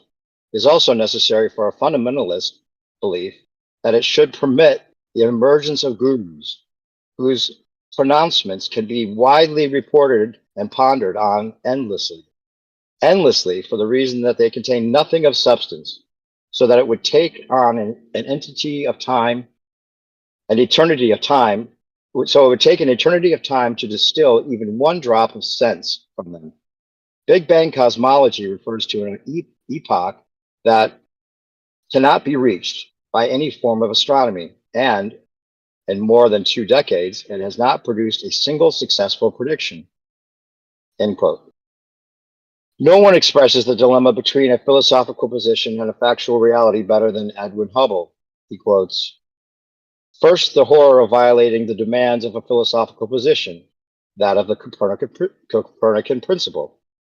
Quote, such a condition would imply that we occupy a unique position in the universe and analogous, in a sense, to the ancient concept of a central Earth. This hypothesis cannot be disproved, but it is unwelcome, and it would only be accepted as a last resort in order to save the phenomenon. Therefore, we disregard this possibility. The unwelcome position of a favored location must be avoided at all costs. Such a favored position is intolerable. Therefore, in order to restore homogeneity and to escape the horror of a unique position, it must be compensated by spatial curvature. There seems to be no other escape. That was in 1937. But then the sober recognition of facts," in quotes, he quotes, "the disturbing feature," or I guess he's still continuing with Hubble's quote here, "the disturbing features are all introduced by the recession factors, by the assumption that redshifts are velocity shifts, the departure from the linear law of redshifts, and the departure from uniform distribution, the curvature necessary to resolve homogeneity, the excess material demanded by the curvature. Each of these is merely the recession factor in another form. And if the recession factor is dropped, if redshifts not primarily velocity shifts, the picture is simple and plausible. There is no evidence of expansion and no restriction of the timescale, no trace of spatial curvature, and no limitations of spatial dimensions. Moreover, there is no problem of internebular matter." So 1937. That cosmology in general is philosophy and not science. That cosmology in general is philosophy and not science has been known since, that cosmology in general is philosophy and science has been known since Copernicus himself told us so. And he quotes Copernicus. So far as hypotheses are concerned, let no one expect anything certain from astronomy, which cannot furnish it, lest he accept the truth as the truth, ideas conceived for another person, and depart from this study a greater fool than when he entered it. And he quotes George Ellis, "People need to be aware that there is a range of models that can explain the observations. For instance, I can construct you a spherically symmetrical universe with Earth at its center, and you cannot disprove it based on your observations. You can only exclude it on philosophical grounds. What I want to bring into the open is the fact that we are using philosophical criteria in choosing our models. A lot of cosmology tries to hide them." That was from 1995 in Scientific American. Individual members of the scientific community are aware that philosophical grounds need to give way to new discoveries. And he quotes George Ellis, "Dark energy is problematic. No one really knows what it is. We can make an educated guess and use quantum theory to ask how much of it there might be, but then we overshoot by an astounding factor of 10 to the power of 120. And that is grounds enough to take a hard look at our assumptions about the universe and our place in it. If we analyze the supernova data by assuming that the Copernican principle is correct and get out something unphysical, I think we should start questioning the Copernican principle. Whatever our theoretical predictions are, they will, in the end, have to give way to the observational evidence." End quote. All the above only shows that practically the entirety of what you have grown to accept as scientific facts will have to give way to sober and unprejudiced interpretations of observations.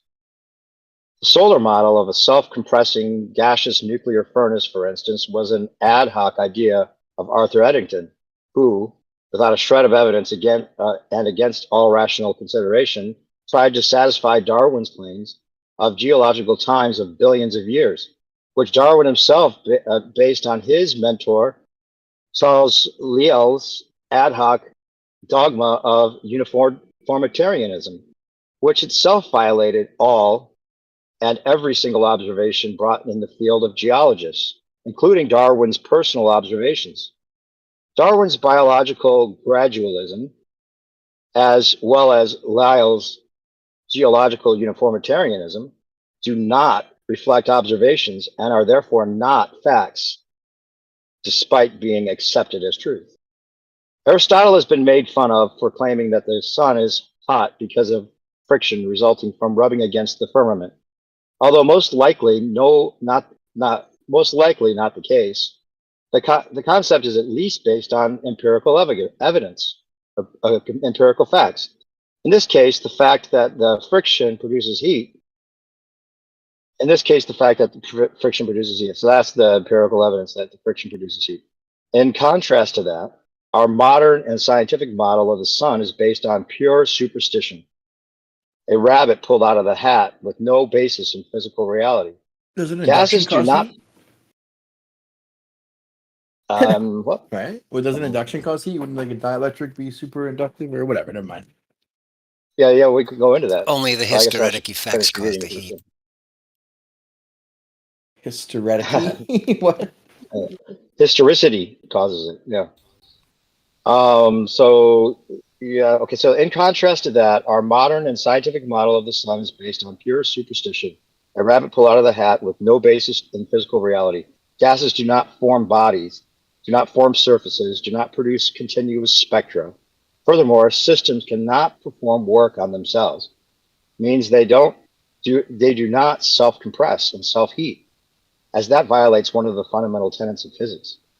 19th century astronomers and physicists, including Kirchhoff, understood that the sun must be a liquid, as only condensed matter can have a surface and produce a continuous black body spectrum. Then came the introduction of the Catechism of Scientism of the 20th century, and with it, a regression into dogmatic belief systems. Right now, we witness a collapse of those sandcastles, and representatives of the top scientific echelon are spearheading it, not tinfoil hat wearing quacks in grandma's basement, as Quran's like T. Keel would like to have it. Nobel laureate in physicist 2020, Roger Penrose, and then it's just a graphic of Penrose saying we were wrong in the first picture. For YouTube we were thumbnails. wrong. Is it? Yes, okay. 4 different YouTube thumbnails. We were wrong. We were wrong. Please listen. I'm sorry we lied. I don't know if you want to play any of those, but that's the end of the whole.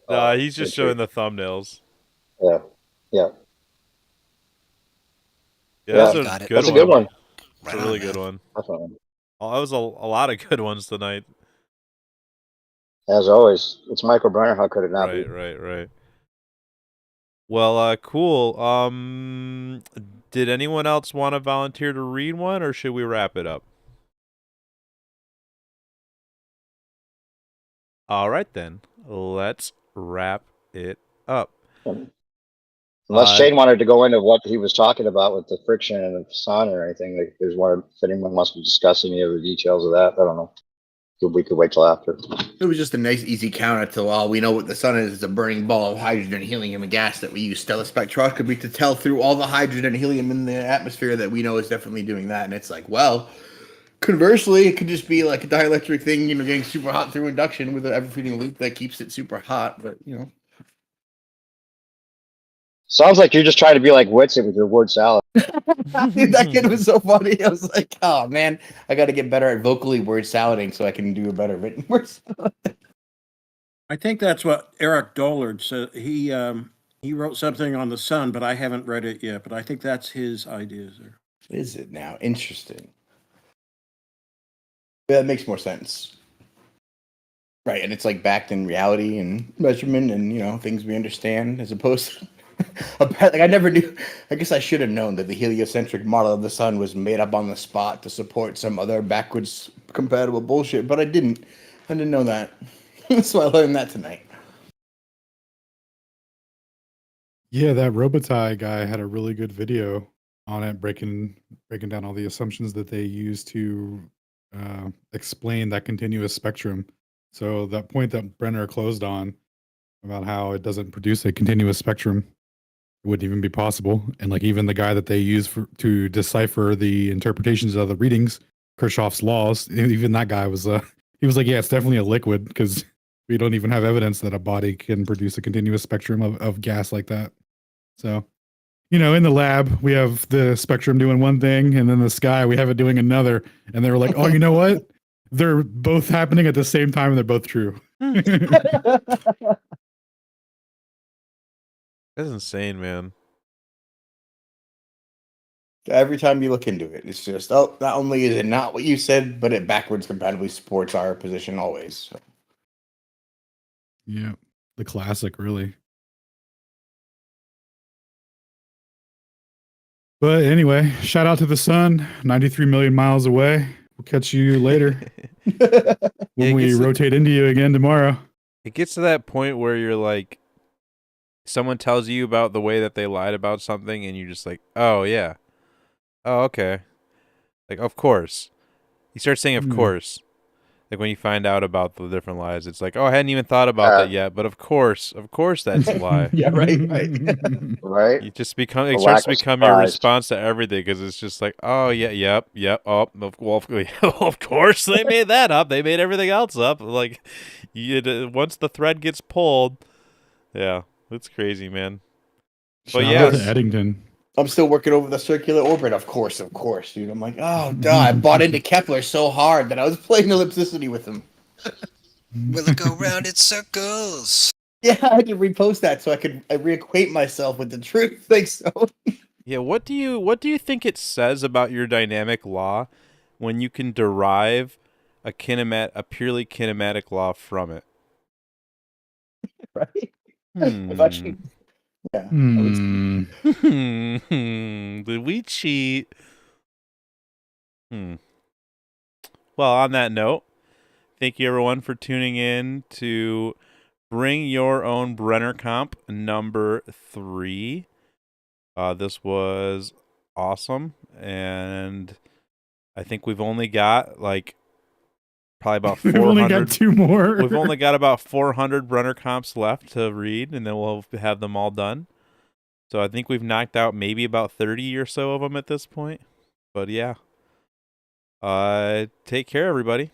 Oh, tune in on tomorrow night for a live X Twitter space on the topic of ether or cosmology, something along those lines.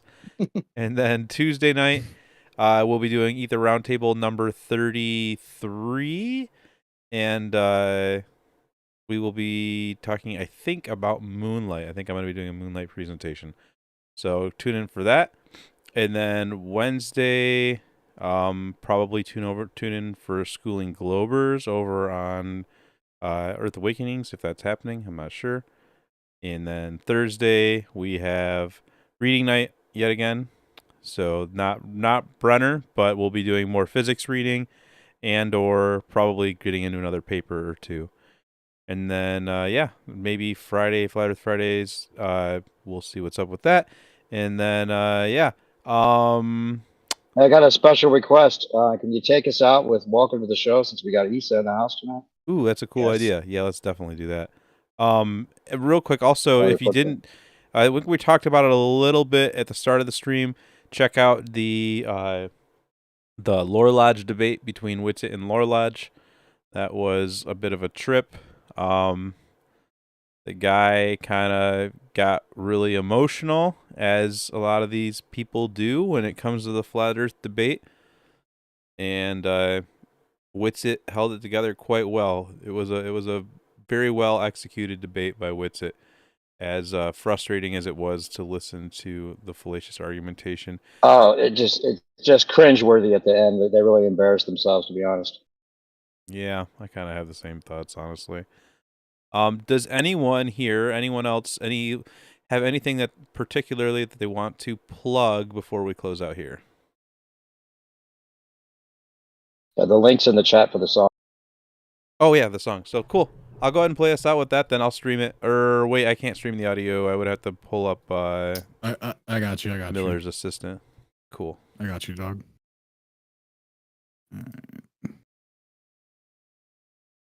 So yeah, check us out later on. All right, whenever you're ready, I'll play us out. Or Isla will play us out. All right. Welcome to the show where you don't know. But I still end if every it's part stream of with the this song, show. just so everybody knows. Welcome to the show. If you don't know, you don't know.